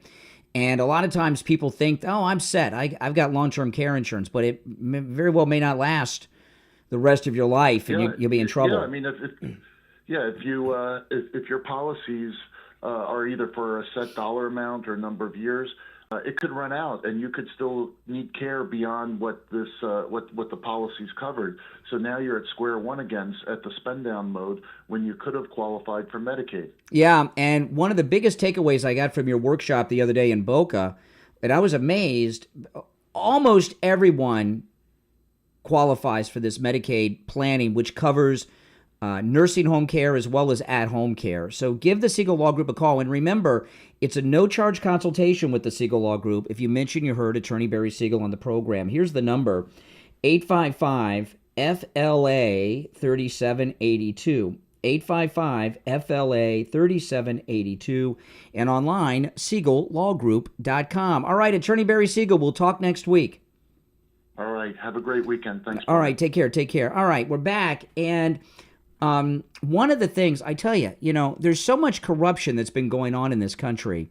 The Trump cabinet, which some of them just got on the job, they got a lot to handle. After the top of the hour, I'm going to recap what happened with Pam Bondi yesterday because it's a big story. I opened at 6 with it, but for those of you that weren't listening in the 6 o'clock hour, it's very important. I want to cover it again. But now we're starting to get more information about Crooks, who's the Butler Trump assassin. Now it's being reported by the New York Post that he may have had an accomplice, and New York Post is reporting that the FBI has been stonewalling and even goes on to say they've been ignoring obvious evidence of accomplices.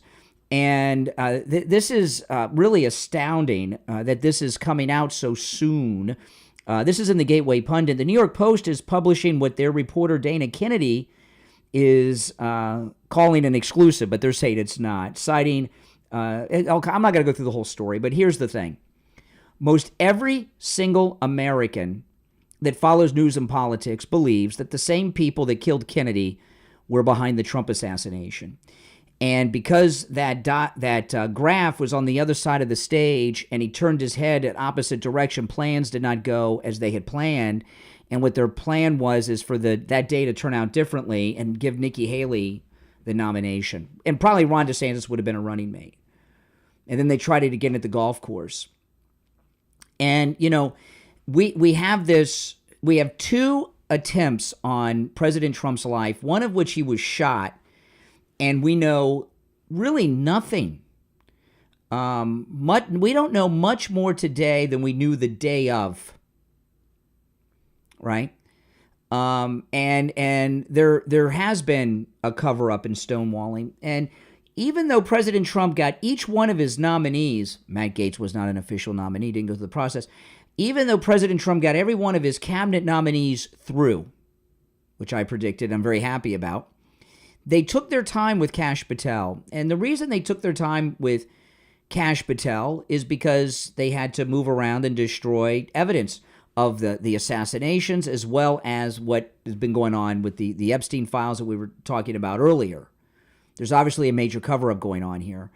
And Kash Patel and Pam Bondi, they are really up to their eyeballs in some of the darkest things that this government can be involved in. I mean, is there anyone out there who thinks that these two Trump assassins were just lone gunmen who did this on their own? No one believes that, especially when you look at where they were. Both of these guys, because I did my own investigation where I made a documentary on the Palm Beach golf course assassin, which I've told you guys about. And, the thing about the Palm Beach assassin, no one has done what I've done. And I'm not doing this to toot my own horn or to promote my video on it, which I would like you to watch.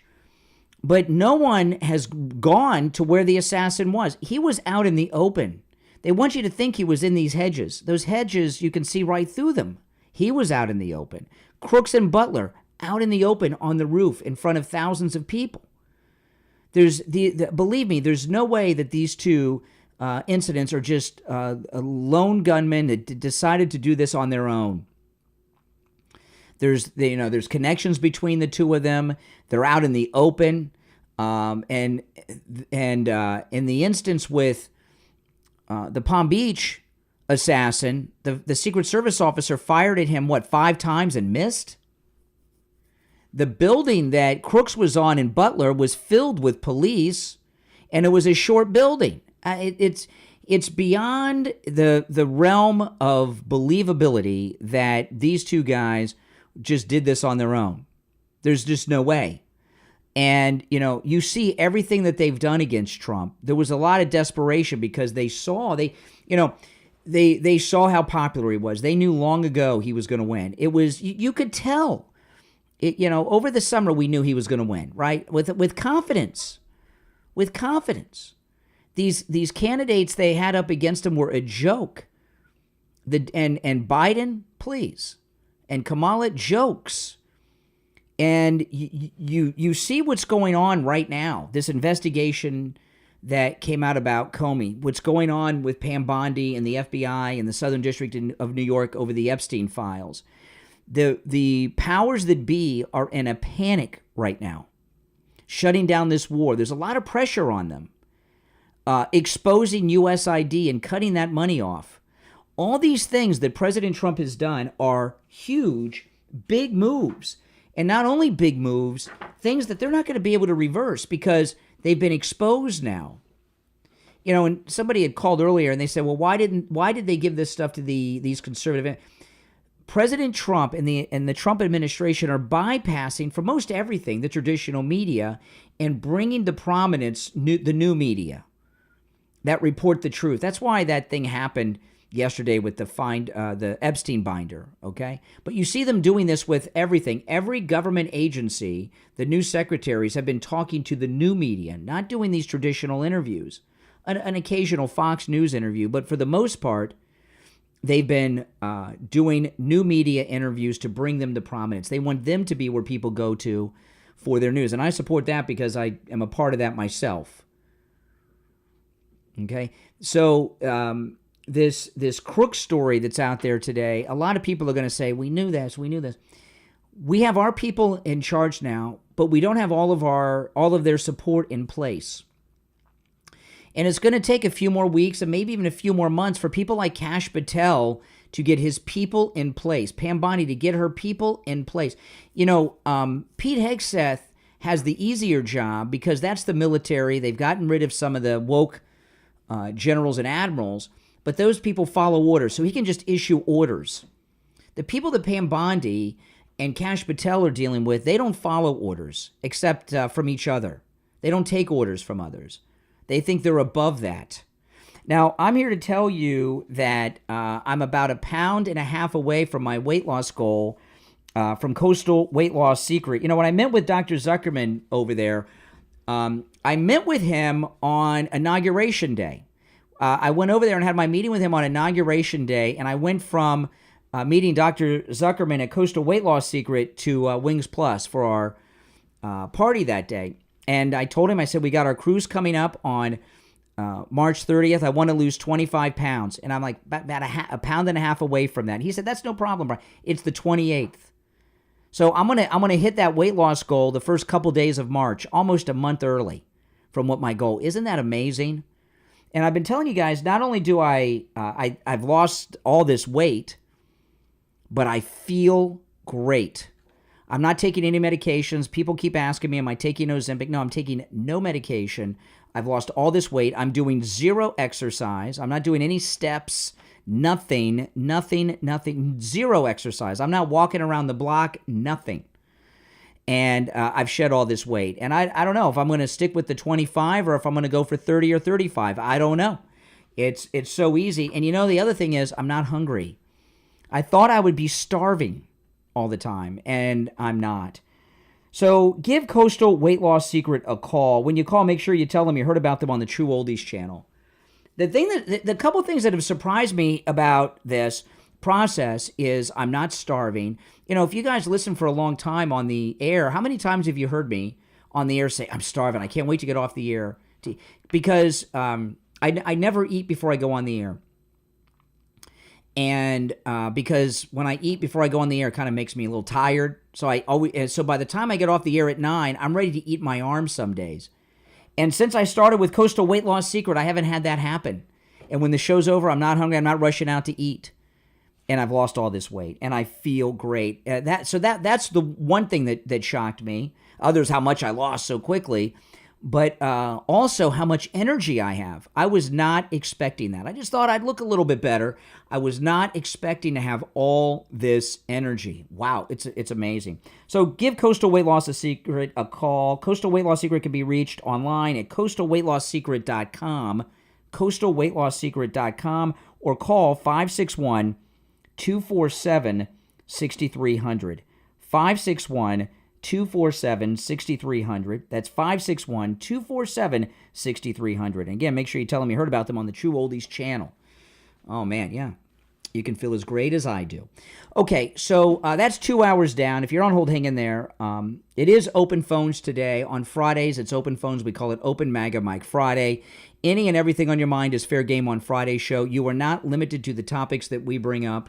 The show prep is up to you, although I got a bunch more that I have not gotten to yet that I'm going to start to cover in the next hour as well, and take your calls. The number is toll-free, 1-888-465-2631. 888-465-2631. It's a toll-free call no matter where you're listening, 888-465-2631. My name is Brian Craig. I am going to recap the events of Pam Bondi yesterday in the next hour because that's a pretty big story, and she's getting a lot of heat. And the deadline is just a few seconds from now that she gave the Southern District of New York, so which I don't think they're going to meet. I think they're going to continue to place a game. So we're going to talk about that and recap that a little bit after the top and take your calls. It's the Steve Kane Show. I'm Brian Craig. We'll be back right after this.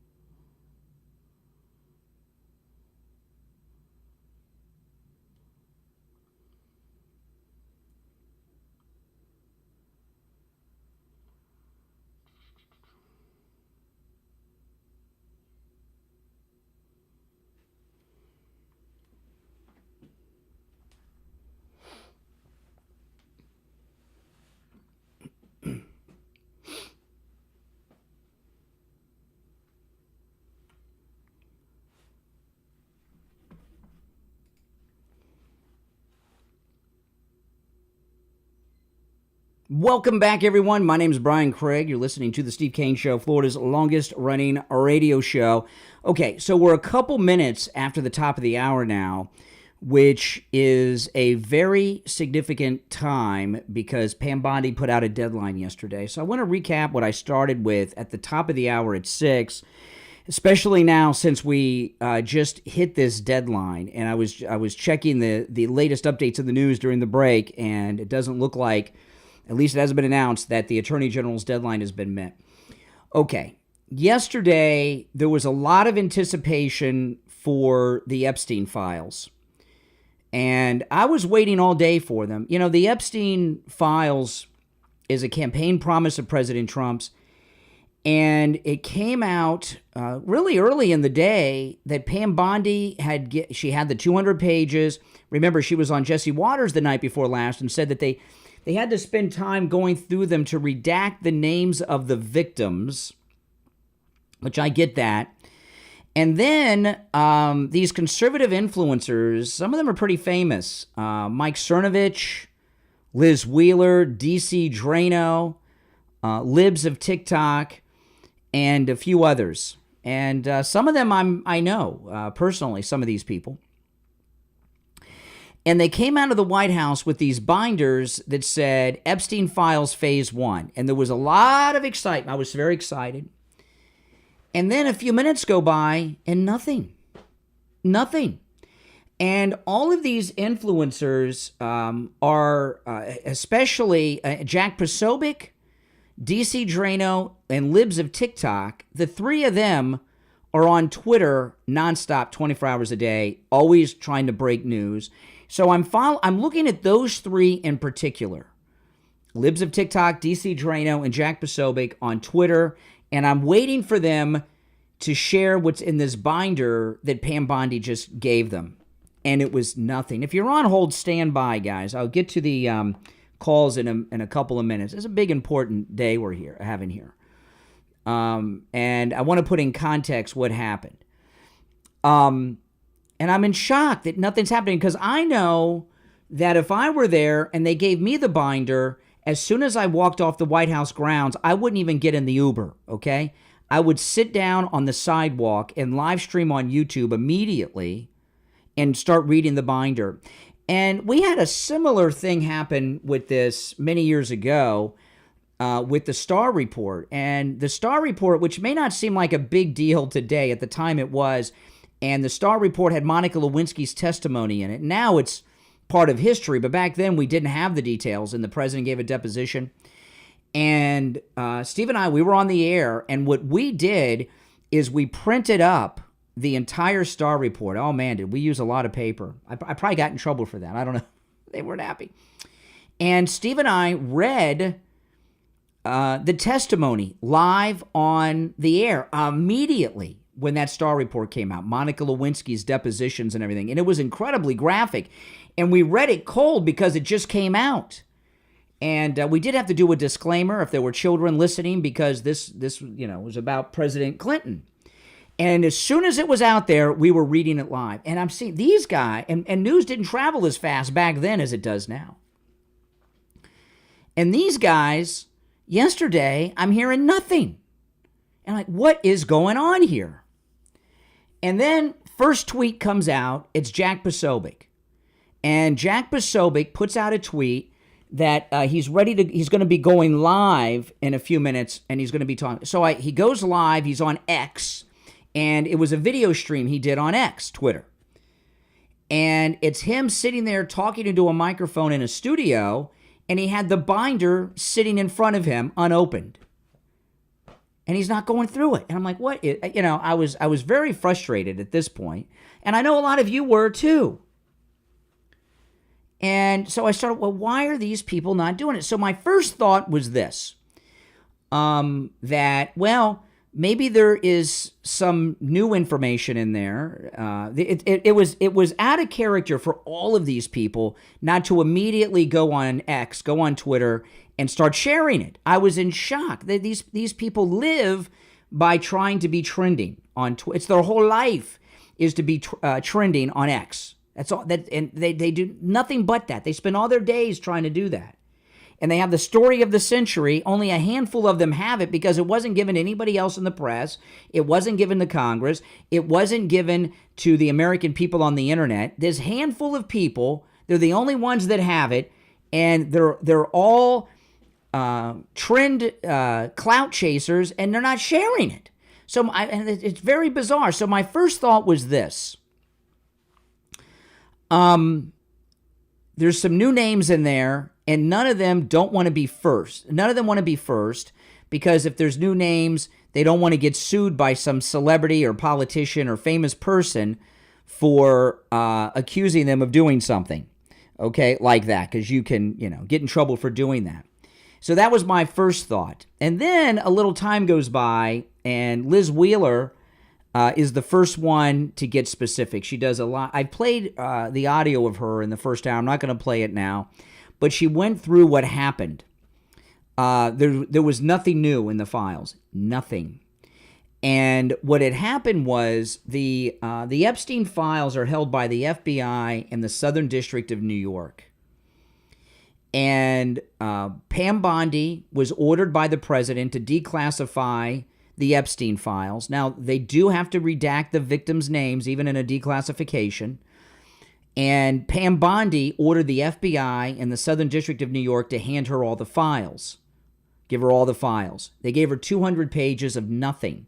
They disobeyed a direct order from the President of the United States and the Attorney General of the United States. So what Pam Bondi did is handle this in a way that it was a PR mistake for the moment that she did yesterday. It was a PR blunder. She didn't have a press conference explaining what happened. She gave this binder to people, and people are flipping out because they're starting to accuse Pam Bondi of being part of some Epstein conspiracy, which is absurd. So what Pam Bondi did, though, she gave these binders filled with information that's already been public. She sent a letter to her friend, Kash Patel, explaining to her that the FBI did not give her the files. And she's creating a legal trail, a legal process. She's handling this like a lawyer, not like a media person, which I think was a mistake, but she's still doing it. So in the letter she sent to Kash Patel, she gave the Southern District of New York until 8 a.m. this morning, which was just a few minutes ago, until 8 a.m. this morning to produce all the files. Now, I was checking. I didn't see anything come through that they did it. I don't expect them to do it. What they may at best do is give her a bunch of nothingness again and say they did it when they did it. So now the ball is in Pam Bondi's court. This morning, we're going to find out what Pam Bondi is going to do because the deadline has come and gone, and if they would have delivered everything to her, it would be all over the place now, I would think. Okay, I'm going to continue to monitor through the rest of the program this morning, but just be a little patient because I promise you, Kash Patel and Pam Bondi are on this. They're just not handling it in the way that we would like them to handle, which is with press conferences and being angry at the press conference. That's what I'd like to see, but that they're handling it in a different way for whatever reason. I think it's for legal reasons. She doesn't want to do this in the media. They're establishing things legally. So now that the deadline has come and gone, we shall see. All right, let's go. You're on the air. What's your name? Where are you calling from? Hello? Yeah, you're on the air. What's your name? Where are you calling from? Yes, my name's Jared from Phoenix. Yeah, Phoenix. What's on your mind? Hey, man, listen, just a little laugh before I get back into work, man. Listen, I understand that Pam Bondi is going through some things, and she has to sort a lot of things out with the FBI and all the intelligence agencies. But you know what? Until then, it'd be cool if she could give us a Tupac and Biggie Faust. Who cares about that? Really? Come on. Listen, man, let's say it the is. Tupac, you know? I mean, come on. Get your priorities straight. Well, listen, my priorities are straight, man. But I'm just saying, just for a little laugh, you know. For a little laugh. You know, I mean, they're trying to save our country and civilization. You know, not make you laugh. And they're doing a great job. Oh yeah, they are. They are.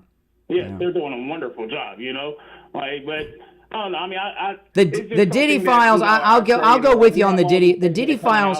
It'd be great to be able to know that. The Diddy files are going to come out. The prosecutor says they're going to release them with names that are pretty well-known names, famous household names, they said, as the case progresses. So we're going to get all that. There's no political things involving P. Diddy that's going to stop it from being released. If the Democrats were in charge, yeah, because a lot of their friends, but that's all going to come out in the course of the legal case. And so far as Tupac, I mean, come on, who cares about Tupac? There's no conspiracy with that. Not a government one, at least. Oh, all right. Well, hey, man, I just thought I'd just call in. All right, take care. That guy was holding on for a long time. Oh, my goodness. For that? A little weak to be holding on for that long. I guess he thought it was funny. I don't know. All right, listen. We'll take our first break of the third hour. It's the Steve Kane Show. Hopefully the other calls are a little more interesting. Our number is toll-free, 1-888-465-2631, 888-465-2631. We'll take our first break of the third hour and be right back.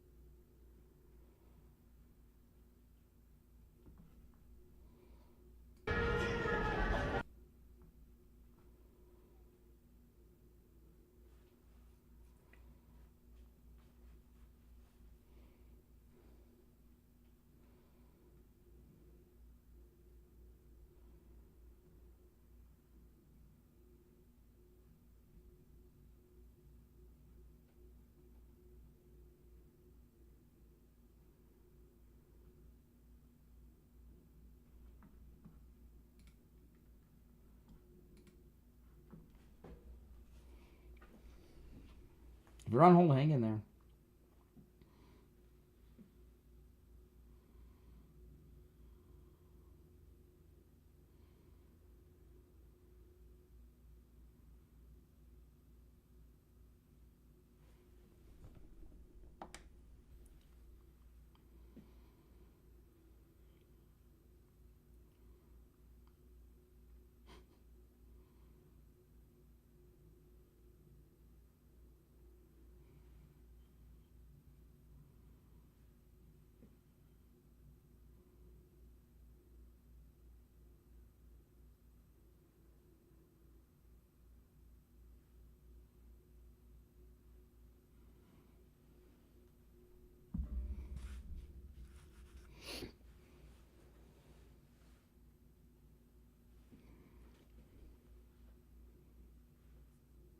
We'll be back in 2 minutes, guys. Stand by.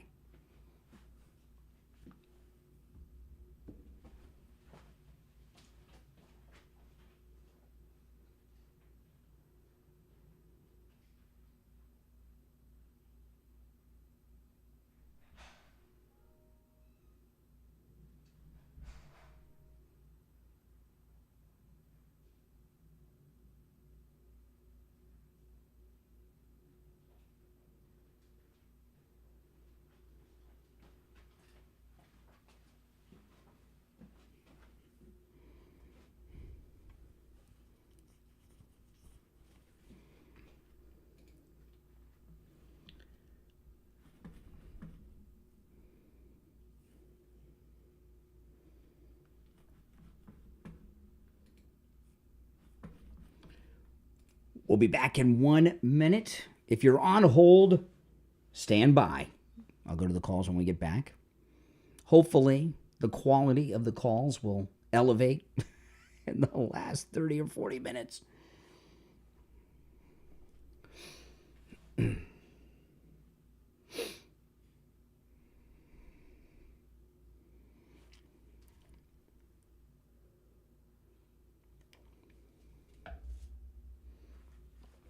Thank you, Robert. If you're new, make sure you subscribe.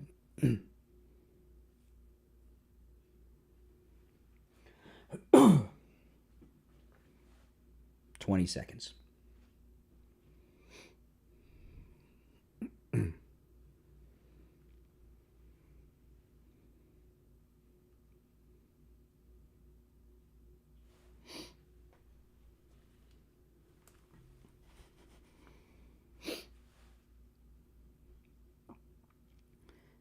Welcome back, everyone. I'm Brian Craig. You're listening to the Steve Kane Radio Show on our Open MAGA Mic Open Phone Friday. You're on the air. What's your name? Where are you calling from? Yeah, hi. Hi, it's George from Albany, New York. Hey, George. How you doing? Hi. I'm going to make this short. If indeed things were buried in the Hoover files, including all this Epstein business that went on, what's the point of even talking about it if somehow the Attorney General, Kash Patel, and the people he puts inside can't get a hold of these? It's hard to think that Patel can't get his own people in there to dig deep. I'll tell you why, because you know if it exists, it may have been destroyed. You know, you think it may have been destroyed by now. All this stuff. I don't think so. I think some of it was destroyed, but people don't know where those files are unless your name's like Comey knows, right? Somebody like Comey knows. You know, those. I believe this in all my heart. Okay, that the J. Edgar Hoover files, they've been adding to them ever since. Whatever they have on politicians and important people from Epstein are in those files now. The rest has been destroyed. They're just not... The reason that they talk about it is because a couple reasons. The people that we're talking about here are the ones that have been behind the lawfare against President Trump for 10 years and the people that tried to twice kill him during the campaign. So there's also an expectation from MAGA voters of these Epstein files, you know. So there's several reasons why. Expose the corruption. Yeah. You know? Yeah. I'd be skipping over the Epstein situation. I certainly hope they find as much as they possibly can. And you're right. If they don't comply, Bondi should send the federal marshals in there and start arresting people. Yeah, for obstruction. For obstruction. And I'll tell you, and whatever other charges. See, the Epstein stuff, one of the reasons I haven't really talked about it much over the years is because what I'm telling you now, I've always known. We're never those files are anything incriminating that he has is never going to be available. And because I know that, I haven't ever gotten jazzed up about it like a lot of people are. And so many people have had this expectation that there's going to be some sex tape with former presidents and tech people, you know, and that's just not going to happen. And people put their expectations into these things that are never going to happen. And I think you gotta understand that, you know, just like the Kennedy files. I think you're right. That people should tone things down. That way, there's not a disappointment or an accusation that is somehow people in the Trump cabinets aren't fulfilling what people expect them to do. So you're right. You have to tamp down expectations. Well, you do. Exactly. I would be very disappointed. Getting to the JFK files, I'd be very disappointed. And again, I firmly believe there's conspiracy there. I think it's there. You can see it. You can feel it. Everybody knows. Everybody knows. If Oswald was even one of the shooters. Now, I know he's part of it in some way, but I'm not really sure if he was one of the shooters or not. I'm starting to have second doubts about that now. Well, his wife was the daughter of a Soviet general. You know, I mean, of course, he was involved. To what extent we know? Hey, listen, I appreciate the call, though. Great call. Great call. Okay, and I agree with everything that guy said.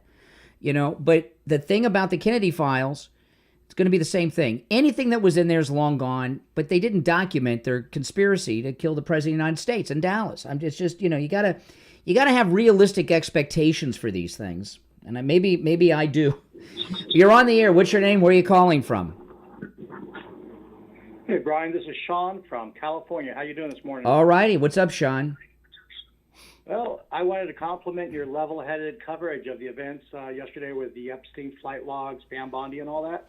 And this is a topic I could go back and forth with you for hours on. We are seeing, like you have said, Pam Bondi is going to lay out a case here. Don Jr. even put out a tweet saying there will be no mistakes, no legal loopholes.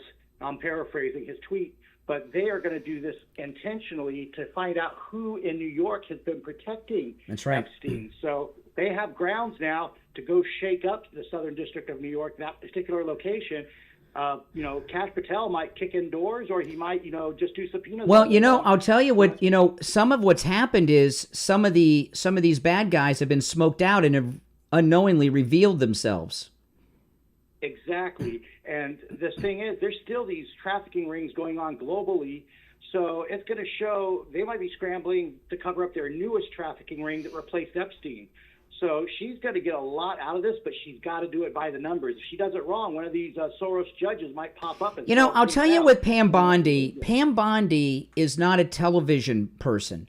She is a lawyer in kind of a boring way. She's not a publicity person. So she's not handling this in the way that I would like, but I think she's probably handling it in a better way. Exactly. If you're yelling and making a big to-do about it, like you said, there's a lot of libel and slander that can be thrown back at people if they start releasing names early. And connected to that, of all people, Mike Cernovich, him and Alan Dershowitz got the ball rolling again in your area in Florida with the Miami Herald. So at least Dershowitz Dershowitz is awesome. I've interviewed him many times. I love Dershowitz. I was shocked that Cernovich was one of the guys there yesterday. I was shocked. In a way, he has standing to be there. No, he does. Did a fundraiser that helped get money to get that whole ball. I like Cernovich a lot. I always have. I remember when he was on Periscope a long time ago. I like Cernovich. Hey, listen, appreciate the call. Thanks so much. Okay, we're elevating the quality just a little bit. You're on the air. What's your name? Where are you calling from? Okay, we'll take this one. All right. You're on the air. What's your name? Where are you calling from? Good morning, Brian. Never Trumper Steve here in beautiful Palm City. Hey, Steve. I wanted to go over with you. It'll be topical next week if the threat is actually done. Namely, Trump is threatening the tariffs again. You know what? Hold on. You know what? Steve, listen, we're up against the break. I'm going to hold you over through the break. All right? Okay. All right. I don't do that too often, but I'll do it for him today. We'll see. Maybe it's worth it. If you're on hold, stand by. It's the Steve Kane Show. It is Open MAGA Mike Friday. That's our code for open phones. Any and everything on your mind is fair game on Friday's show. My name is Brian Craig. Our number is toll-free, 1-888-465-2631, 888-465-2631. We'll take our break for the bottom of the hour and be right back.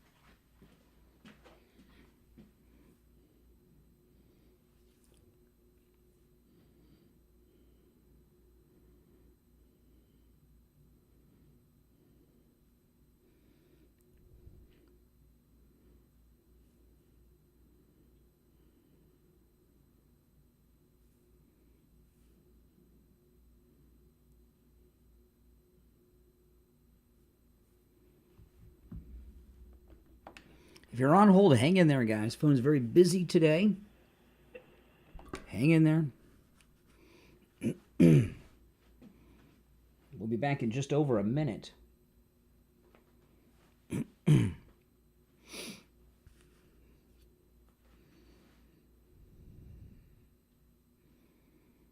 1 minute. We'll be back in 1 minute, guys. Oh, the show is flying by. I don't know where it went today. Less than half an hour left. If you're new, this is a bottom of the hour break for our radio stations. Traffic, weather, commercials, those things. 30 seconds.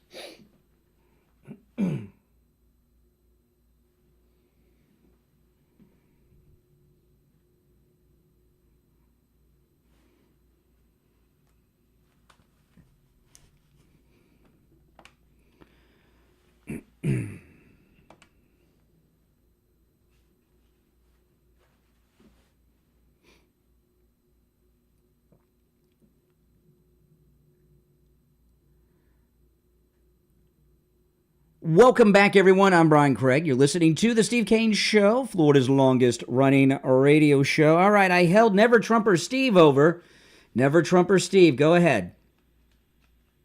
Yeah, so the topic is tariffs, which is topical because Trump has threatened again next week to initiate the tariffs on Canada, Mexico, 25%, threatening the EU as well. Mm-hmm. And as late as yesterday at the White House, he again said something not true, that it is the country that pays the tariff. So I'm wondering, have you ever explained to your audience who pays the tariff? I can do it in 30 seconds, but it's certainly not the country. And the reason I bring it up is because we were promised day one, and your audience was promised day one, that prices on everything would come down. Mm-hmm. They obviously haven't, not just eggs, just about everything else. Yeah. And now we have a threat of prices going up even more when your audience understands who pays it. Have you ever explained it to your audience? Well, I'll give you the 30 seconds, then I'm going to respond to your stupidity. You explain it, then I'll respond. Well, okay. So let's say because I don't. The reason I want you to explain it is because I don't want to argue with you about who pays for tariffs. So just get your explanation of import taxes out, and then I'll explain. Okay. So let's make believe Best Buy is at the loading docks where the TVs come in, for example, from Mexico. And normally, in a normal situation, let's say they pay $100 for each TV. Now Trump is putting a tariff on Mexico of 25%. So now it's not Mexico that pays that $25. It is Best Buy, the importing country, that pays instead of 100, 125, and then Best Buy, of course, will pass on that extra $25. Okay, you're over to the consumer. Okay, you're over 30 seconds. Okay, as opposed to talking about economic theory out of an economics textbook, I'm going to tell you who's going to pay for these import taxes. By the way, it is very historic, guys. You'll never hear Democrats and liberals argue against taxes, raising taxes ever again. Now they're against it. I'm going to tell you exactly who's going to pay for the import taxes from Canada, Mexico, the EU, and any other country. You know who's going to pay for them? No one. No one. Who? No one. Why is that? Good. You just made that up. No, you think no. The hit of $25? No, I didn't make that up, and I'll tell you why. What President Trump is talking about is reciprocal tariffs, right? So if our import tax will be whatever theirs is on our goods. As an example, you want to use the 25%. If the EU has a 25% tariff on American products, our tariff on their products is going to be 25%. So what they will do is lower their import taxes to a reasonable level, and President Trump will make our import tax whatever theirs is. So what you're going to find, is that the import taxes, they like to say tariffs. They don't, because they don't want to verbally say they're against a tax, so they say tariffs. They use code words. So actually, what you're going to find overall is that tariffs, import taxes, it's the same thing, are actually going to go down. So no one's going to be paying for them. Well, then it shouldn't be brought up to begin with. Well, you brought it up. I didn't bring it up. You brought it up. I don't care about. You're the one that brought it up. Citizens a bit paying more. We're going to pay more. And again, he hasn't done anything to lower prices to begin with. So now he's saying, "Oh yeah, there may be some pain after all." We didn't hear. No, about pain actually, at the number one. We're only hearing about pain now. Listen, I'm gonna move on because we got a busy calls, but I'm gonna respond. President Trump is the number one. There's several causes of inflation. Okay, go. Listen to the great Milton Friedman. Okay, one of the biggest causes, and Milton Friedman believed this was the number one cause of inflation, was government spending, of which President Trump is cutting out by the boatload. And that's just phase one of what he's doing. So prices will come down. Just be patient. All right, good to talk to you, Never Trumper Steve. Gave me an opportunity to praise our great president.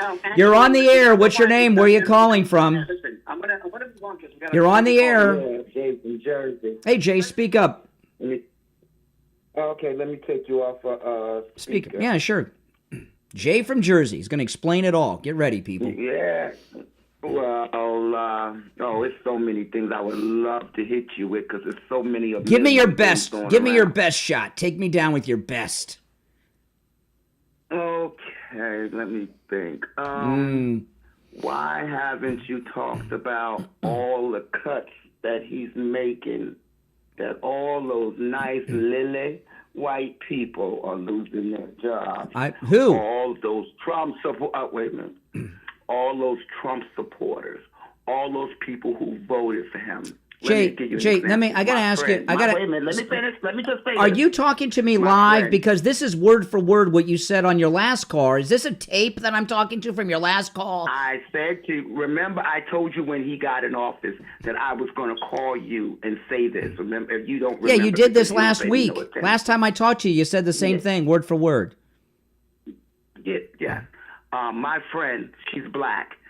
She voted for Trump. Only friend I know that voted for Trump. What's her name? She voted for Trump. What's her name? Why should I tell you her name? Okay. Your fictitious imaginary friend. Nikki. You wouldn't know her anyway. Nikki. All right. Nookie? Her name is Nookie? Nikki. Nikki. Nikki. Okay? She has 3 artistic kids. Don't ask me. Artistic? Her kids are artists? Artistic? They're artists? You know what I'm saying. You said they're artistic. She has 3 kids who are artists. They're okay. Artistic. They're artistic. Okay. They're artists. 3. Are they painters? And Sculptors? Guess what? Her Medicaid is going to be canceled for those sick kids. So wait a minute. You think that's a good thing? What medication has been cut off? He's cutting Medicaid. No, he has to illegals. Is Nookie an undocumented illegal? Nookie, give me a break. No. You can't even make up a good name. Nookie. You said her Nookie. name's not Nookie. What's her name? I said Nikki. Nikki. Okay, Nikki. So tell me what medications. What's wrong? You can't hear? I can hear. I can hear. I said Medicaid. So nothing. So she hasn't lost. Her kids haven't lost any medication. Boy, you're not even listening. No, I am listening. Okay, before you hang up on me, I want to ask you this. Ask away. What you don't find it funny when your president had the great big meeting the other day, and the real president ran the meeting, and he sat there like a dummy. You didn't find that to be funny, or that was not the way it's supposed to go? I don't know what you're referring to. I don't know what you're referring to. Yeah, you seen that big meeting he had with all the staff, all them the nuts cabinet he member. hired. The cabinet. And then Elon Musk ran the meeting, and he sat there like a dummy. No, Jay, I want to get back to Nookie. Yeah. What medication was cut off from Nookie's kids? You want to ignore the main part because I told you. No. You said that your friend. You said your friend Nookie. Her Medicaid is being cut. Has it been cut? Has the Medicaid been cut? Why does she? What I'm talking about. Why does she have 3 autistic? Talk about why. Excuse me. Why did Elon Why does she? Musk How did she end up? President Excuse Trump me. to shut up? How did she end up with 3 autistic kids? That's what I told you. I said she got 3 autistic kids. How did she get 3 of them? What happened? 3. How old is she? Is she old or eggs old? 3 different kids. All her kids are autistic. Are they 3 the same? fathers. Are they? Oh, she's got 3 baby daddies. Yes, she does, and had 3 autistic kids. Do you know, my daughter's grown up now, but before she was grown up, do you know who paid for her medication when she had to have medication? Guess what, though? No, who? Wait, who do you think paid? Who do you think? Who do you think paid for my daughter's medication? Probably like who pays for my son's medication? I did. Okay, I have one child. have an Excuse me. autistic child. Why do you think I have only one child? I could have adopted other children. Why do I have 1, not 3? Why do you think? Why do I have 1 child and Nookie has 3? Because you couldn't afford them. No. You couldn't afford them. No, because I'm financially responsible. I'm a responsible parent. Oh, guess who else is? So am I. Well, not Nookie. But guess what? Nookie has 3 kids with 3 different baby daddies. Why aren't the baby daddies paying for the medication? Why do you want me to pay for it? I think Nookie's giving away too much. I think she's giving away too much Nookie. Too much Nookie going on with Nookie in your fictitious story. He can't even make up a good story that sounds credible. He makes up a story about Nookie that makes my point. Oh, my goodness. You're listening to the Steve Kane Show. Call us on hold, stand by. My name's Brian Craig. I wish Nookie was real. You know, the idea that Renee has a friend who's a black woman with 3 kids and 3 baby daddies, and she voted for Trump in New York or New Jersey or wherever, is that in itself is ridiculous. If you're on hold, hang in there. There's one opening on our very busy board. I'm Brian Craig. It's the Steve Kane Show. Open MAGA Mike Friday. Final segment coming up. We'll be right back.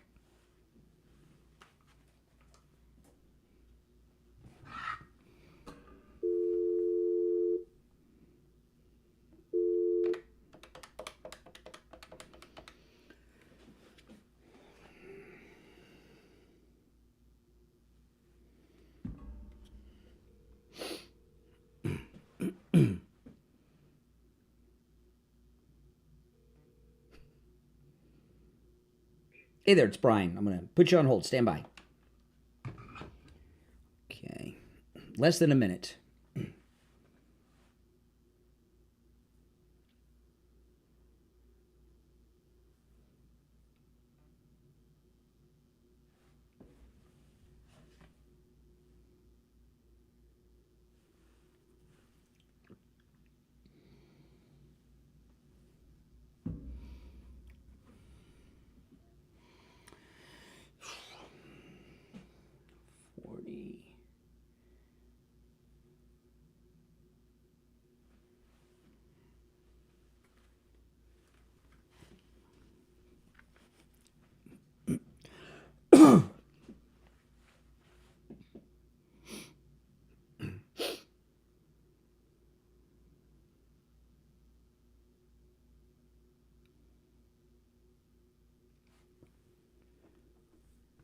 Welcome back, everyone. I'm Brian Craig. You're listening to Florida's longest-running radio show, The Steve Kane Show. It's time to check in with William Youngerman from the offices of William Youngerman Incorporated with the final gold and precious metals report of the week. William Youngerman, how the metals ending up the week? Oh, they're giving us that nice buying opportunity Awesome. that we've been looking for over a couple of months now. Yesterday, we saw gold close down $39.40 after trading in a range of $28.65 to $29.21, closing out the day at $2,876.60, down $39.40. Silver lost 62 cents at $31.24 the ounce, while platinum was down $20 at $9.45, and palladium was down $11 at $902. Overnight, we saw gold trading in a range of $28.50, should be some support down there, to $28.85, and right now we're at $28.57, down $19.60. Silver down 14 cents at $31.10 the ounce, platinum down $5 at $940, and palladium down $2 at $900 the ounce. So a great buying opportunity, one we've been waiting for, and it's a nice pullback so far. The metal's giving us a great opportunity to come in and buy buy the precious metals at low premiums and at a lower price. So yeah, that's amazing. So I don't know if you guys picked up on that, but William Youngerman, you've got a sale going on gold and silver today. This is awesome. So a Friday sale at William Youngerman's. And you say the premiums are looking good. How is it looking on the in the gold on the American Gold Eagle and the American Gold Buffaloes? Yeah, those took they were down last week on premiums, but the premiums have come back up, so they're basically at normal premiums on the gold and Eagles, but there's other products that are still at fabulous buys right now. The Australian kangaroos. Oh, those are gold beautiful. Bars, almost all the other products are great values right now. And those Australian kangaroos, not only are they beautiful coins, they're very special. Can you talk a little bit about those, because they're really undervalued, and you got an ounce of gold. Yeah, they're 1 ounce pure gold, 999 fine. They're beautifully encapsulated to protect that very soft pure gold. And they're very popular. We sell thousands of them, and people love them. Yeah, they're beautiful, beautiful coins. All right, listen, William Youngerman opens up at 10 a.m. His number, 1-800-327-5010. And remember, you can do your transactions over the phone and through the mail with William Youngerman. It's very easy. 1-800-327-5010, or stop in at 150 East Palmetto Park Road in Boca on the first floor of the Bank of America building just east of US 1 Federal Highway on the south side of Palmetto, and find both William Youngerman's address and phone number on his website, williamyoungerman.com, williamyoungerman.com. And if you guys go over there and you look at those Australian kangaroos, I think your eyes are going to light up. I mean, they're beautiful. All right, William Youngerman, have a great weekend. We'll talk on Monday. Thank you. Now, you too. All right, take care. Now, if you're on hold, stand by. I'm going to go back to the phones in a moment, but I'm very excited because I'm a pound and a half away from my goal. You know, when I first met with Dr. Zuckerman over at Coastal Weight Loss Secret, he says, "What are you looking to do, Brian?" I said, "Well, we've got our cruise. We leave on March 30th. I want to lose 25 pounds by the cruise." And I started a week after the inauguration, and I'm a pound and a half away from my 25-pound goal. Isn't that amazing? And I don't know. I might go for 30, or I might stick with the 25 because I got to go buy some new belts, some new pants. So before the cruise, and I'm going to have to go to the tailor with my suits and have them altered because I haven't tried them on yet, but they're going to be falling off my body. Not only have I lost all this weight, and what's amazing to me about it, I'm not hungry, I'm not exercising, I'm not doing steps, I'm not running, I'm not jogging, I'm not walking, I'm not speed walking, and I'm not on any medications. People ask, I hear this from listeners all the time, are you on those? No. Also, not only that, I'm not hungry. I thought I was going to be starving. And I'm not hungry. In fact, I'm less hungry now than I was before ever. I'm not usually at this time of the show. I'm starving. I'm not hungry, and I have a ton more energy. I mean, I've got more energy than I've ever had before, and you can do the same. Give Coastal Weight Loss Secret a call. Go see Dr. Zuckerman. I'm going to give you the number now. When you call and stop in, make sure you tell them you heard about them on the True Oldies channel. Here's the number: 561-247-6300. 561-247-6300. That's 561-247-6300. And online, coastalweightlosssecret.com. coastalweightlosssecret.com. All right, let's go back to our phones. You're on the air. What's your name? Where are you calling from? You're on the air. Hello? Yeah. Hey, good morning. It's Tom from Florida. Oh, hey, Tom. How you doing? I mean, listen, buddy, I just want to let you know, you got almost a poll out there saying that a lot of people are regretting voting for him because, on day one, he said it about 5 or 6 times. Speak up, Tom. I want to hear your liberal hallucinations clearly. Speak up. My independent American view. So, I mean, he promised about 6 or 7 times in his speeches that starting day one, I'm going to bring them down. Yeah, yes. No. You said in the beginning, you said there's a lot of MAGA voters, a lot of Trump voters that that regret their vote? That's what you said. Who? Yes. Who? Can you give me a name? Do you know anyone? They did a poll. Well, like a poll. I guess I don't know if I take stock in them. You know what I'm saying? A poll. So you don't know anyone. That's what. So no one. You can't think. No. There's no one. There's no one. Well, I mean, unless you want to. I mean, I would say television polls, but then you would go, "Oh my God, the fake news." So yes. I don't know. Yeah, that's right. Fake news. Fake news. Believe me, there's no one who's a MAGA person that regrets their vote. Well, just like. So you mean So when they say that, so this is interesting, Tom. Let's take this. Let's take this talking point. Let's take this talking to a liberal is like trying to have a conversation with a scripted telemarketer. So you're telling me there are MAGA Trump voters who regret their vote. So that means they wish they would have voted for Kamala Harris? Is that what that means? Maybe he just should have just, instead of wanting to win so No. Why would someone who voted for President Trump, who's MAGA, why would they wish they would have voted for Kamala? Okay, that MAGA adjective you keep using, I guarantee there's a lot of Americans that don't consider themselves, I would put myself in front of a bullet for Donald Trump. All right, I think you're hallucinating now. See, I try to question him on his talking points, and then he starts babbling on me. All right, you're on the air. What's your name? Where are you calling from? This is Roland and Davey. Hey, Davey. What's up? Hey, what's going on? Not much. I heard Jay spoke this morning. He has no clue. Him and Tom both have no clue. Their president's the one that messed everything up. We're trying to fix this. I think, gonna listen to them. With Tom and Jay, I think they're the two people that watch MSNBC. I believe it. We don't believe anything the Democrats got to say. But both of them made up everything they had to say. Jay has this friend named Nookie that has 3 children by 3 baby daddies, and all 3 are autistic. Come on. Tom has a poll that MAGA voters wish they would have voted for Kamala Harris. I mean, come on. I mean, this is crazy, man. That's crazy, man. Not even credible lies. They're still trying to figure out.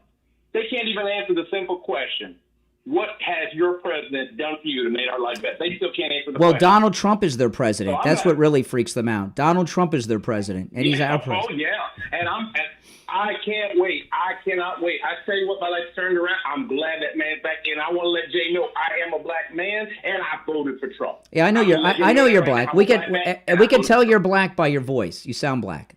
Yes, sir. But you know that. There's nothing wrong with that. For Trump, Jay. Yeah, that's right. Do you know Nookie? Do you know Nookie? She voted for Trump too with her 3 autistic kids and the 3 baby daddies. Nookie. Oh my goodness. Yeah, that was the stripper. Yeah, Nookie. The stripper. Hey, bro, have a good weekend, brother. I appreciate it, man. All right, take care. Oh my goodness. Okay, we're getting some good calls here at the end. You're on the air. What's your name? Where are you calling from? My name is Chris from Florida. Hey, Chris. Hey, Brian, have you heard about the $70 billion investment in infrastructure by Ron DeSantis? No. Just now from you. So, well, you've been talking for a while now about how he's going to set himself up after he's governor, and I'm just wondering, $70 billion for road construction in Florida. I've been in road construction 30 years, and $70 billion sounds like a lot. I don't know. What part of Florida are you in? The Treasure Coast. Oh, the Treasure Coast. Drive down to Miami. The roads suck. Yes, sir. I worked on a job down there in Fort Lauderdale recently. Yeah. And that job was $500 million. So you'd have to do a lot of $500 million jobs to equal $70 well, billion. let me tell you. And then we're just. Let me tell you, I don't believe anything Ron DeSantis said. Ron DeSantis lied to President Trump, and he lied to the Republican voters of Florida. He said he wouldn't run against Trump. He did. And he's also fake MAGA. So I don't believe anything he says. And my guess for him, I don't think his prospects after being governor are looking too good, because that's why he's got this fantasy that his wife's going to be the governor. Yes, sir. I agree with you. I thought of you immediately when I saw this article, because it seems to me like that's a perfect way for him to set himself up for later in life for financial gain. I predicted long ago that he would end up on the board of directors of Disney. I'm telling you, I made that prediction. At some point, he'll end up on the board of directors of Disney, and that. I trust your judgment. Well, I don't know. It's not judgment. It's just a prediction. We'll see. All right, thanks for the call. We're running short on time. All right. Oh, hold on. Let's take one. Probably shouldn't, but we'll take one more. You're on the air. What's your name? Where are you calling from? Good morning, Brian. It's JJ. Oh, hey, JJ. We're short on time, so your last call of the day. Okay, the PR narrative, the PR mistake narrative, I disagree with that. I think that Trump, Vance, and Kash and Bondi all in the same room. I mean, I think they did this 100% on purpose. I think it's a targeting op. It was a trap. They did it planned in public. Well, I'm talking. Given those binders to those influencers, those influencers look like clowns when they came out. They looked really stupid. The influencers, and I know a couple of them are friends of mine. You know, and that I know personally. Planned in public. And what's the narrative going to be going forward? Is that America, this is the deep state in action. This is what we're up against. We're getting obstruction from the FBI, the SDNY. I mean, it's going to all be about, these are the bad FBI agents that, raided my home in Mar-a-Lago. Yeah. This is showing America. This was, to me, I don't think it was a mistake at all, because you can't have Trump in that room, Brian. Okay. You can't have him. Listen, I'm out of time, JJ, but you make some good points, and I'll consider what you said, and I think you're right. The rest of you on hold, well, we're out of time for today. We'll be back Monday. My name's Brian. It's the Steve Kane Show, Florida's longest-running radio show. Don't forget, guys, follow me on YouTube, Brian Craig Show on YouTube. I'm always doing shows over the weekend and throughout the week there. It's Florida's longest-running radio show, the Steve Kane Show on the radio since 1997. I'm Brian Craig. We'll be back Monday morning at 6 a.m. God bless Donald Trump. See you Monday. All right, we're out. Thanks, everyone, for watching. If you're new, make sure that you subscribe, all right? I appreciate it. You guys take care. And if you're already subscribed, do me the favor of liking the video, if you don't mind. I'd appreciate that, too. And I'll be back over the weekend with podcast and live stream, so click the notification bell as well. I'm Brian. This is where MAGA comes to talk.